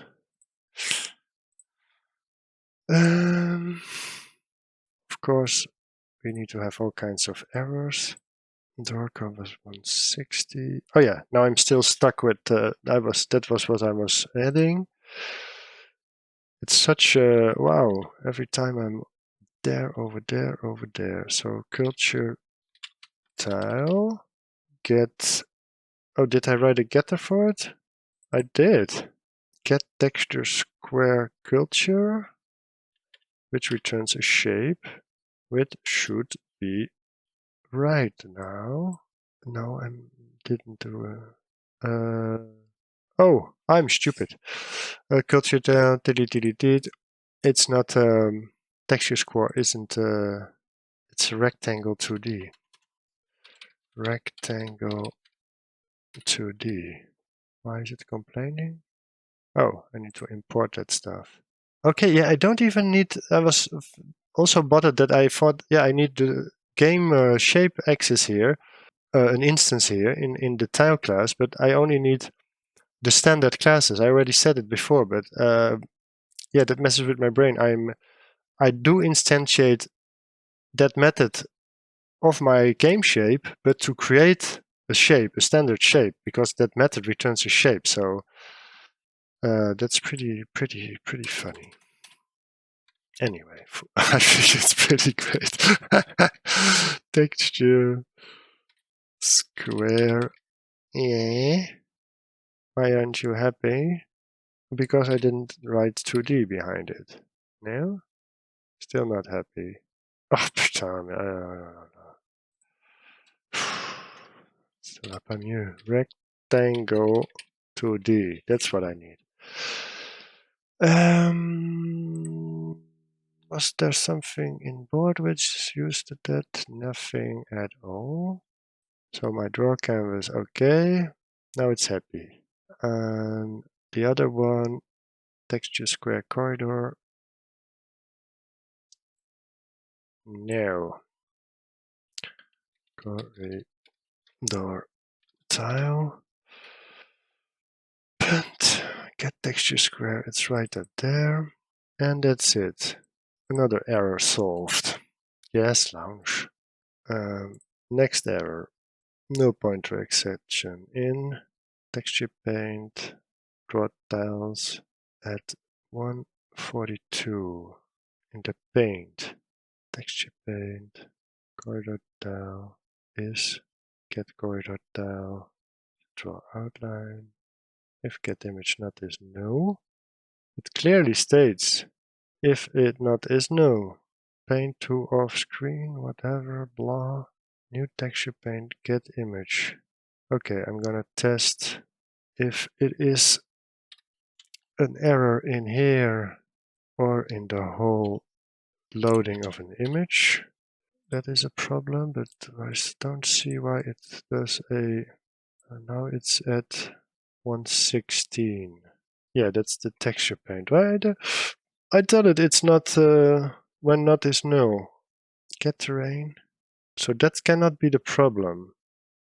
So it has to be my get texture square that is the problem, I suppose. Rectangle texture square. Maybe I should initialize it. That would work great, huh? In fact, that would work super great. Let's do it between those. Oh yeah, I need a new if statement. Oh no, I need if else like there. Yeah. Else if. Yeah, that would definitely help if I instantiate the whole thing. I will type that. Oh. Texture square. Oh, it's so much trouble. Oh no, not if texture square. I'm retarded. Oh no, I don't need to do the whole if else thingy. I'm not paid by the hour, so I might just do that in the same if else statement. That would help, I think, especially because it's the same kind of operation. That would be what? Oh no, of course it's not good. It's texture square culture, like so, and texture square is new. Gasm shape could be a thing. But like so. Yeah, I can imagine that it has an open to. I didn't check for null for that one. Oh, really? Looky here, it's in the corner. It works, but it doesn't get transformed. Did I fix that? Didn't I fix it yet? I can also tag this back in. That would be great. Oh right, no, I want the transformation. I thought that is for something later. So get culture tile, get tile shape. By the way, I'm gonna put a null check in for him as well. You never know. Oh, I need to put in the not is null as well, of course. Do the same here. Seems a bit more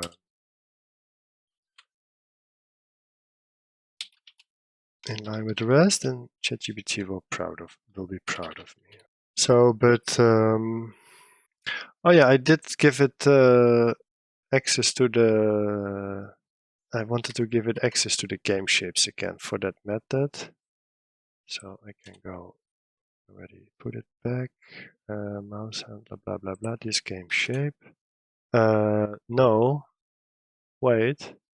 Yeah. Oh yeah, I do need it the way. Yeah, that's stupid. I need to. Yeah, so now that's evidently weird. I need to give it access to the whole game shape class just to have that method, and then I don't want to, like I had before, I don't want to do the transformation on this instance of game shape. This is not the instance for the shapes contained on the board. that is clear. So what could be a smart way to do that? paintComponent maybe. Just to be crazy. Oh wait, I did give it a shape argument, huh? So yeah, but still, oh no, man, this is just weird. Now it really starts to mess with me. I need to give it all the access to the, but which is confusing because I want to do the transformation. That's just weird. That's just weird. Yeah, this is starting to bug me off. I wanted to put it off for later, but I just need a little class.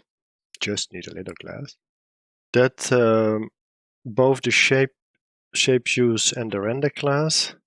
No, the transform can then be in, for example, in the render class, and I just need these other measurements.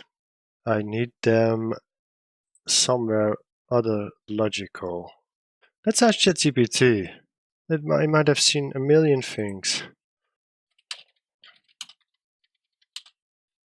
So I'm getting results, and wait, I showed the one before that was funny. There, culture tile. This one is also nice.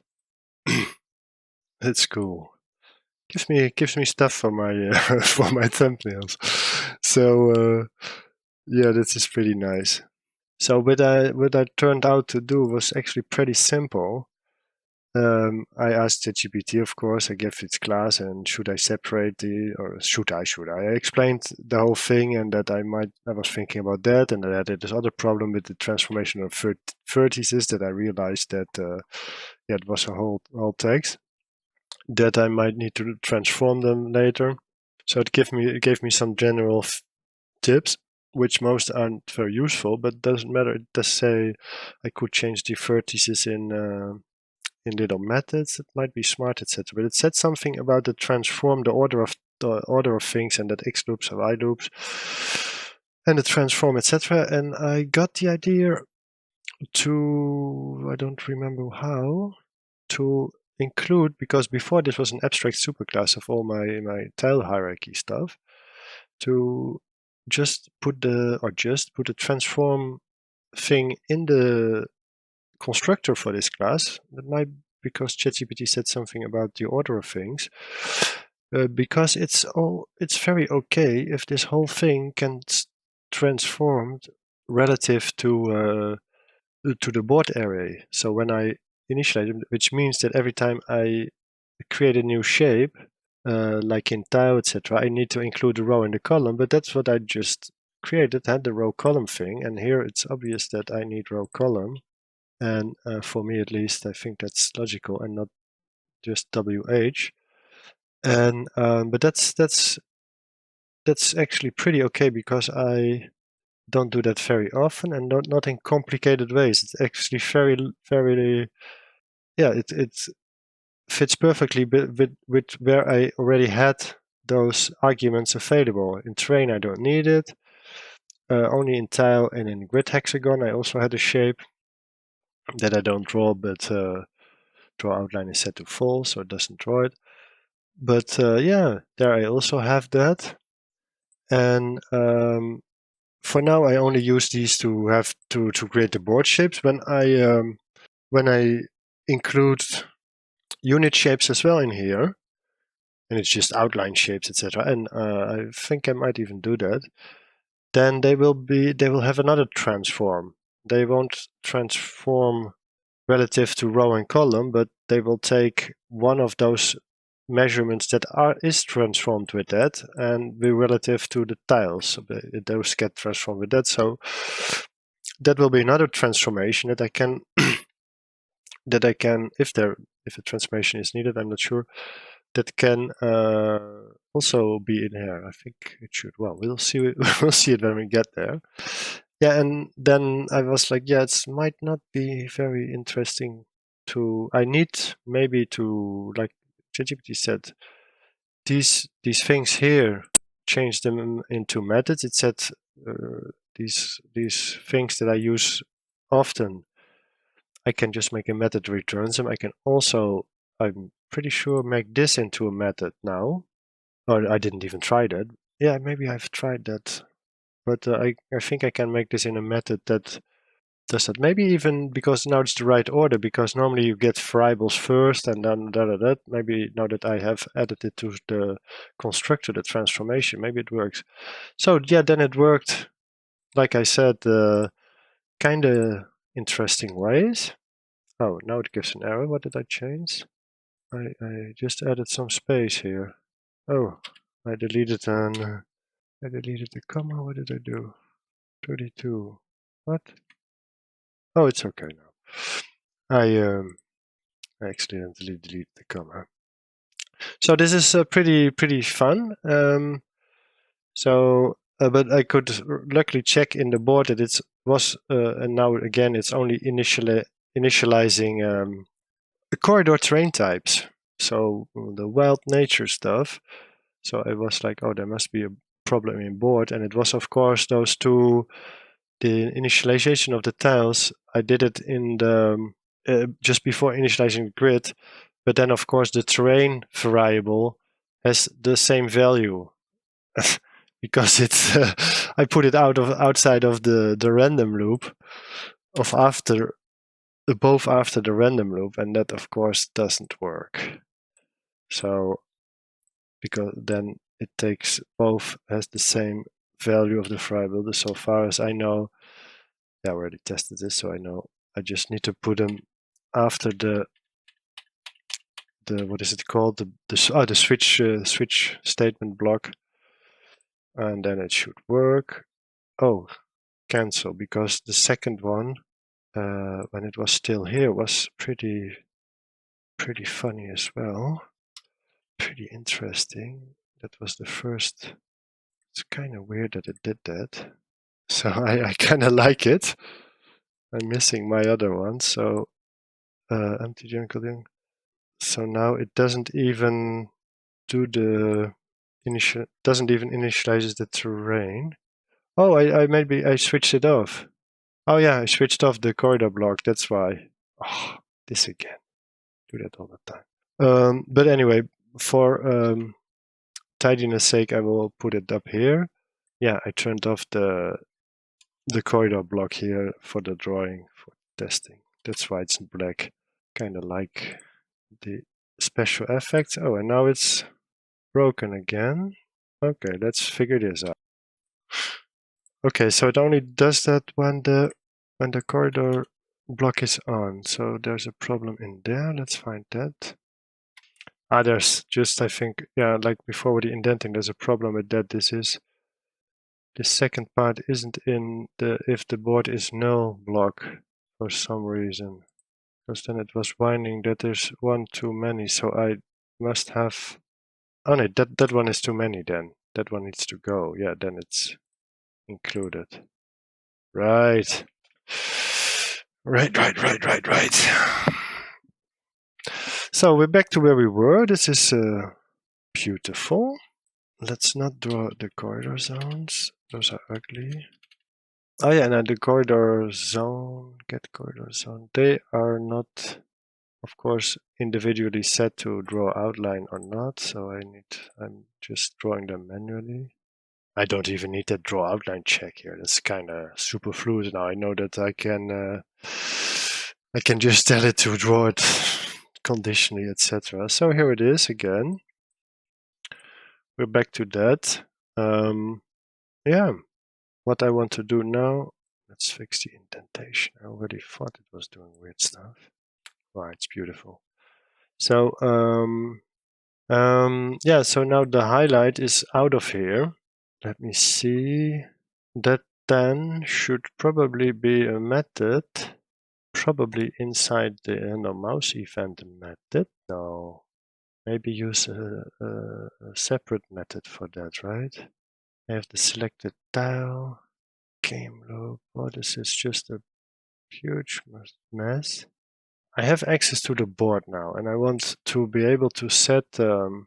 I will want to be able to set the boolean of is highlighted on the tile to true here, and then again tell the DrawCanvas that it highlights it when it is set to true. But the mouse input listener, I need to have. I need to have. Oh yeah, no, that's gonna be a separate method, of course. Just throw it down here right now. Public, I don't know, void set highlighted, set highlight tile, for instance. And then I need the whole same shebang. Not sure if I need the is spot null, Remy Chemi. Yeah, I need to get both the tiles. Of course, it's all broken. That's not no problem. Just need the code instead of typing it all again. Image null. I don't care. If board not is null. If get corridor not is null. Get that tile. Copy. If get highlighted is already in here. Just have to tell it to set the highlight. To avoid no pointer exception. Yes, that's. I know that by now. See if this works. I don't want to see if this works. So apparently I am missing a few brackets, like so. We do have access to board again, which is yes, I didn't tell it that it has a board now. It will be so happy. Yeah, you have the right to have a board, my little mouse listener. Board, that seems to be all. Get board, etc. No, like this. And I need, yeah, I do need a local variable. Let's copy them. Same thing. Copy up. Yes, you're not used, I know. So get culture tile, if that is not null, if get culture tile not is null. I did save one of those, didn't I? To have my nice, oh, it should still be in render that I didn't throw away. Just for my example, cursor point that is null, contains the whole shebang. Then that goes here. Culture tile point get shape or something. Get tile shape, not is null. It's gonna be a whole story that. And then I need the bracket there, like so. If the shape is not null, and then culture tile point get tile shape contains cursor point, then I do culture tile set.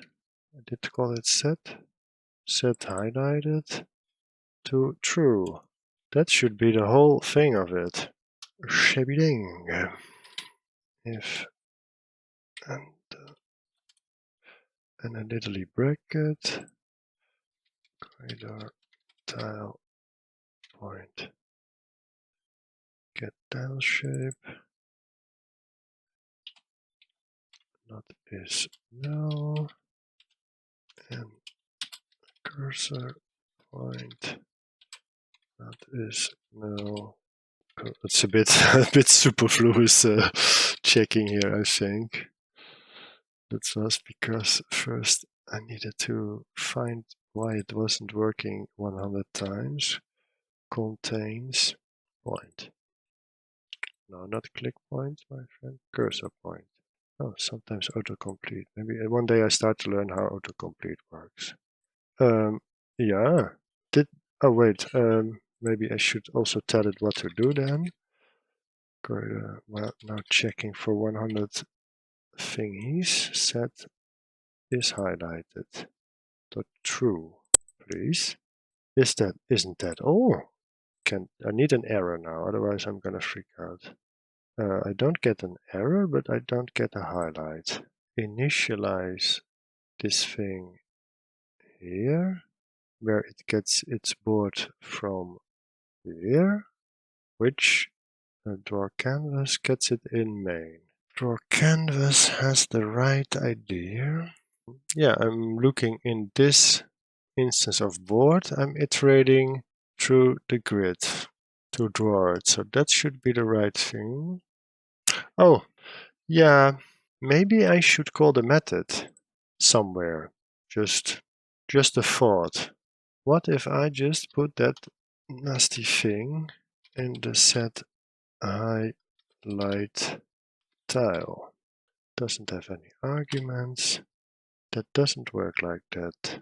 Is undefined for the type mouse input handler. I probably wrote it wrong. Right. Proceed. Errors. That's a good sign. At least it does something. No point exception. That's always great. Ah. Corridor tile. Corridor tile. I checked for the wrong thing there. That can be a problem.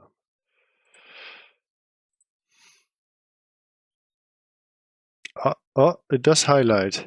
But it does a thing that I was afraid of. Afraid. It also needs to. Yeah, I highlighted everything. It also needs to unhighlight them when I mouse out of there. And as far as I think, I don't even have to. Should I set it back to false? Or is that something you do if blah blah blah? And else, is that just like this? Else, I'm not sure if I need to set it here, but I imagine that this will work. I thought I saw something before in that, I think I saw something in that set method thingy that sets it to false as a default or something when it's not set to true or whatever.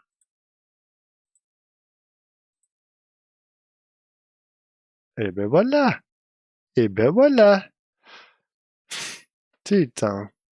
So this was way more easy. Now I changed a lot of things along the road, but now this is way more easy to understand. Now it makes sense. I go into the mouse, I created this method, I'm like, okay, I have to iterate through the board, get that stuff, and then do that. And so it's so much more understandable for me now. Like, here we go. Mouse event add. Yeah, that worked, I know. Oh my God. I love it. Which means that, yeah, now I can get a return tile method, which is an interaction between this mouse input handler and the board. Yeah, I think that is just in here. Just let's just try it, right? All right. Oh, okay. Let's just copy it. And even then, I was like, oh, it doesn't do anything. Oh, I don't call it here. So this now I understand. Start to kind of understand how the handle mouse event method here works.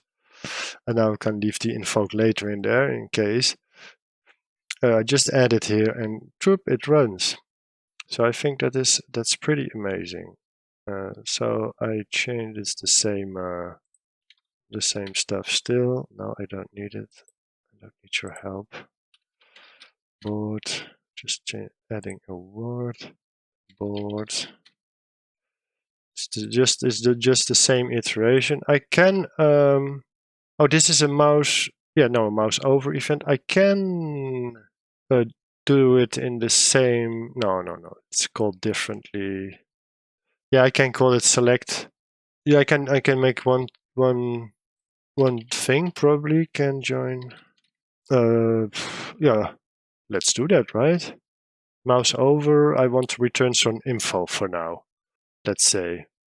So what is it called? It's not select. It's yeah, just highlight tile, like up, whatever. Because I already have everything. I already get the tile. If all that stuff not is null, I just need to return stuff here. That's all I need to add. And for selecting a tile for my unit placement, that will be almost the same thing, but with a click, and I don't need the highlight in there. So I will create a separate method for select tile. This one is highlight tile. And just for testing now, I just want to return some information that I had in a part in render board. Did I add it here? Yeah. I just want the system. I want the print the print thingy. I don't understand anything about that syntax yet. So array position. That is. I don't need the whole thing with the grid this time because I did it on a purpose to get it on there. Get row like so, and then kill. Oh, it's way more. Oh my god, I'm loving it. It's way more easy now. Like so. Now that all should already work. In fact, just print. No, it breaks. Being too optimistic here. Undefined. Set high. Yeah, because I changed the name. Of course, that's why. Probably maybe errors because I copied that thing in there. What did I forget? Syntax error in 76. Oh, right. Just don't finish my stuff. Right, here it is. Array position up. Oh my god. I love it. I love it. Array position like tile at up like so. Bloop. Oh, I might need to take away my head. Take off my head. Pom pom pom pom. Up. Like so. Where's my thingy? So that you can see the console here. So there it goes. I'm seeing, by the way, that I didn't highlight the entire yes. Tile add. Feel that there's a little much to space. I even like playing with the with the notation now. So okay.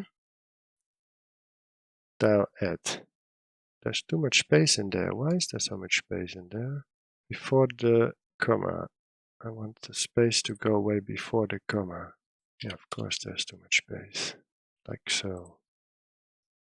I'm a punctuation freak. And I don't even really need the second comma, but okay. Tile add, yeah, so this is 7, this is 1, 0. Oh yeah, because 0, 0 I don't create. I only put it for the, oh, let's say, culture. Oh yeah, no, if I want to be a real freak, how do I add it?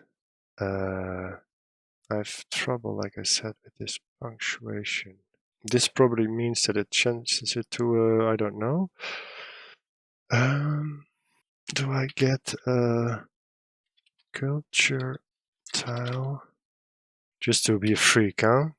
Get, what is it called? Tile type or something like that. Why isn't it not responding? I'm not, like I said, not totally unsure about.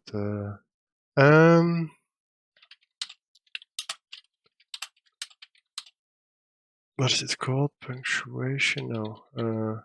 Can print different types of data from strings to integers, and the function will convert it to text. For example, okay, here's the plus, prints the sum. Okay, yeah. Plus. Why do we have the pluses in there? I'm not sure.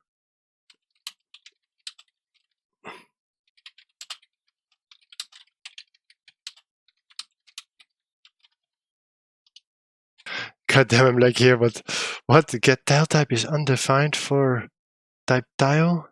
What the hell? Oh, wait. Is my head still in the way? Of course it is.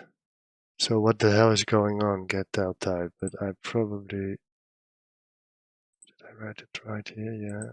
Probably typed it wrong again somewhere. Get tile type, yeah. That was in one of my others. No. Type. Tile type. I have a little tendency of inversing, but it is correct. Change to get tile type. Oh, it's with a capital. Why? Tile type. Okay, right. Just repicked. Plus tile add. Fun. No, I want. Oh, I want. Oops. I want corridor. No, culture tile. Add. Like so. Just having fun. Culture tile add. Oh yeah, then I have to.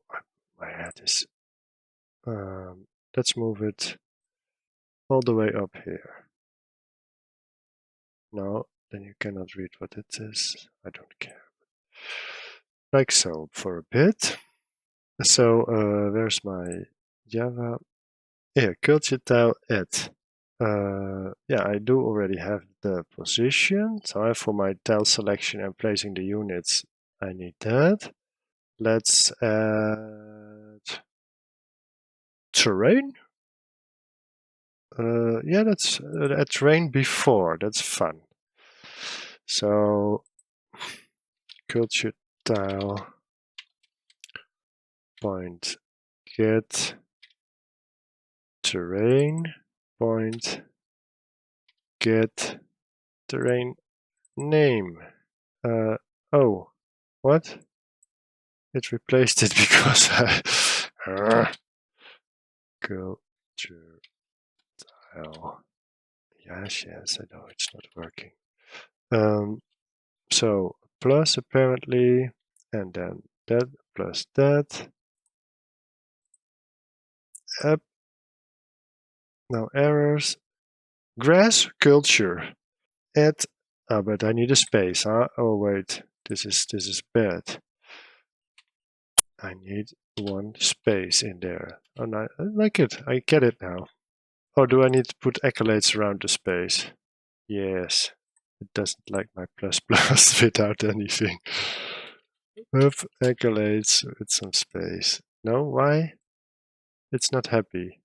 Why is it not happy? Oh no, because it's plus, just plus plus. It's one plus. Not I'm enclosing it in pluses. Right, there's a space now. Desert culture there and there. Grass culture there and there. Forest culture at. So now I definitely have everything that I need from there.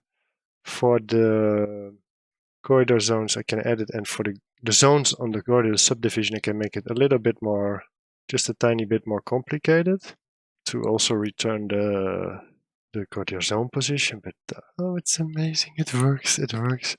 It's now so easy to manipulate this stuff compared to before. I'm just copying this whole effing line. copy, up, there. Just grab me the corridor tile, up with the C, please, like so. Change it all for that. Get row, get column, up, like that, up, bloop. Water corridor, add to tree.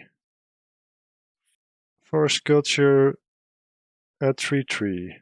Oh yeah, the 2 tree. Oh, this is 3 tree. Right, they'll do it. Oh, and now just a click event is working. So now I just have to create the same method. Oh yeah, let's do it right away. I cannot wait. Find tile at point. I don't care. Select tile. Does it take a point argument? It doesn't need it because we're in the class of that whole thing. Why is it complaining that it's not? Oh yeah, because it's static. I'm accessing it through the instance of board here. So that's just for that. So that's another weird thingy, I think. Not sure. So make this board. No, don't be foolish. I'll just take that. I'll check if the point is. No, that doesn't have anything to do in there. Contains point. Yeah, I kind of just need the same code, in fact. Copy everything below there, and then this has a return null for some reason. Nobody cares. Yeah, sometimes that's good. I don't know. Public void, not tile. Void. So I take the whole thing because I think it's all the same, except this whole shebang is going to use clickpoint. And oh, I can as well keep in the print then to see if it works. So then the next thing is the only thing I need to do, or only thing, I need to add when I was placing my first unit way back, I kind of got a little stuck. Click point, blah, blah, blah. There's nothing more to it than that. It's just placing a unit on a tile.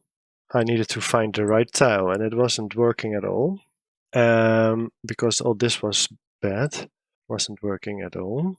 And now it does. Click point with 2 T's. And so this handle mouse event, that is only the mouse cursor point, that's the mouse moved stuff. So get click point, set click point, mouse. Not sure if I can just put it in here, we'll see. Select tile. Seems to not complain. Does it need a mouse event because what? Not sure. So then I can now select the tile. I wanted to place those units on the tile in an array, but I decided to make the array separate, the unit array, and just give it those values, those array positions for starters, and then on the corridor tile there will be more complicated things to give it. Because I can just, with this method, I can just instantiate an or just that will be a thing, but now it seems more, I have more oversight of what is happening. It seems kind of trivial to instantiate that unit array list with that unit, which takes for that array list those arguments, because every tile will have its own array list, and I will have a whole lot of unit lists, but then I can use those unit lists elsewhere. But now that I can't select that stuff, it seems to be kind of trivial. So that still works. Mouse event. Yep, I click.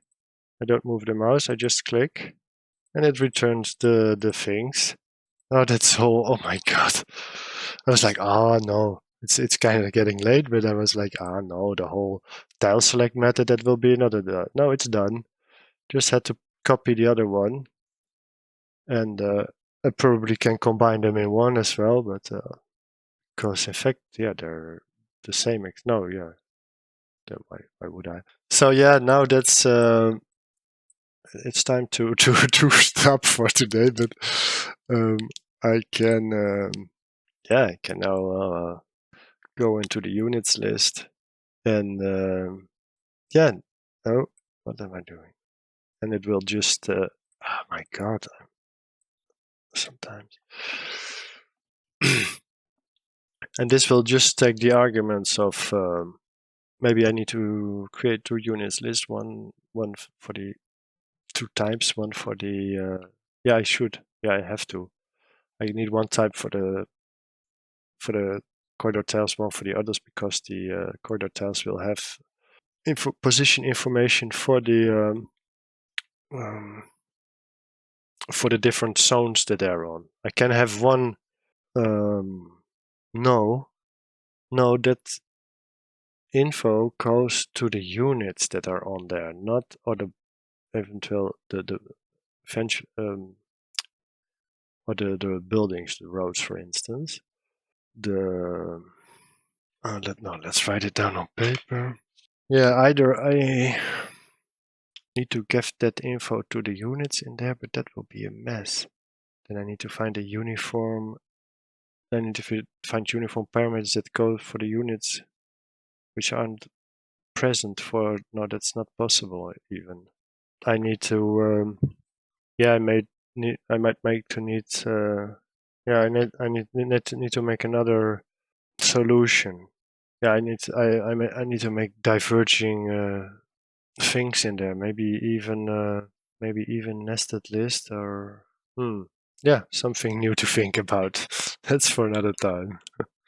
So I should have already stopped, but I did everything worked fine, but then I was like, oh, that's ugly. But every time I move the mouse, it prints that line. So I just tagged those out. I was like, oh, then only when I click, I will get the result. But where's the one that those are working? I have them tagged out here, so it should work now.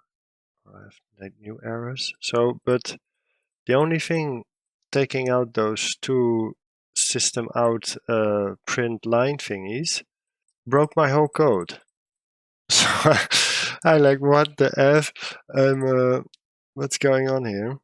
That's the only thing I took out. I was like, no, it's possible. I just so I posted, and I was like, oh, I posted it to ChatGPT. I was doing suggestions, and one of them was I was already quitting, and was just fiddling around a bit, and if commenting, yeah, here, yeah, it comes with all kinds of ideas that are very race conditions, unexpected side effects, to further, which is cool, but it says which if it seems probable to it, and all kinds of things. Concurrent modification because it's changing this and that. I said maybe it's that because I'm changing something on the board, but now it said yeah, possible, but so that's funny. And then it goes to the highlight reset. It tells me that I'm setting the tiles highlighted property to false all the time with the way I did it here. So I set it to true if the mouse is in there. Otherwise, I set it to false. But apparently that means that every time the mouse moves, I'm setting all of the other tiles to false that don't contain the mouse, and that might cause problems. And it even said something that then the end result is that it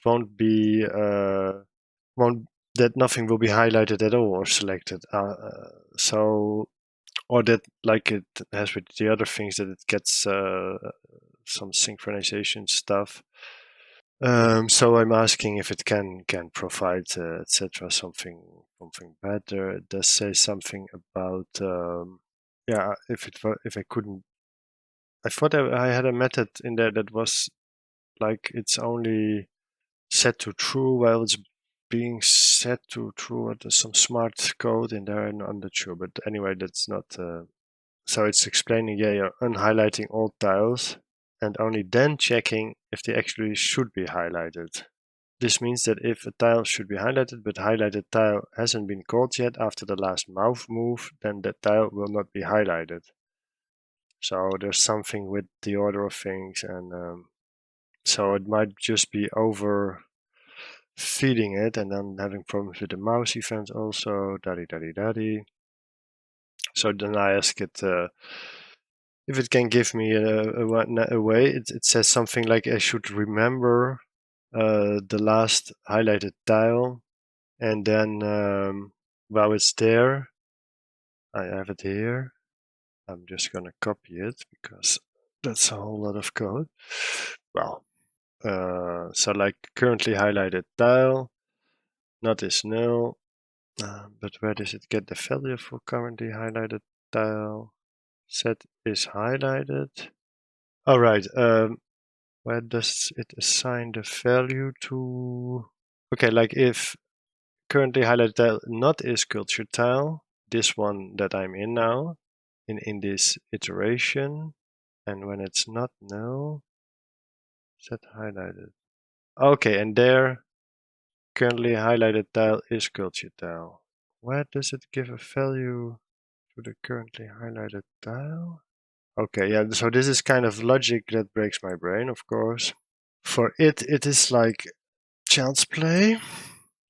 So this version first checks if the mouse is over a tile, and if so, highlights it. If the mouse is over a new tile, it then highlights the previous highlighted tile, then updates the reference. The approach means that only the tile that the mouse is currently over is highlighted and is not unhighlighted when the mouse moves to a different tile. It's only unhighlighted when the mouse, which should help improve performance. If this works, it's a miracle. Well, I think it works, but it doesn't fix the problem. Or did I do? Oh, I added cursor point stuff to there. That doesn't seem to do anything. Don't need that. Think. Passing it to there. But again, I'm fighting with the mouse, and it's apparently all the suggestions that it made. Where are we? 38. Oh, all the suggestions that it made are pretty highly technical. It's even said it would be kind of hard to debug that. Maybe I should stop. It's so weird. When I tag them back on, up, it works, and then also it works when I click on it. So like it said, maybe it's that because it slows down the code in some way. It's this is fix one problem and you run into the next. Should I put a thing in between these two or something? I have no idea, but okay, yeah, this doesn't change the thing. It already worked. Yeah, when even ChatGPT is like, I don't know. I can post. It suggested it itself. It asked me I can post other classes to help it find. But this is just ridiculous. So it must be something like it says. It says something about different threads, etc. But then it should work when it's on, I guess. How about repaint? Don't call it here.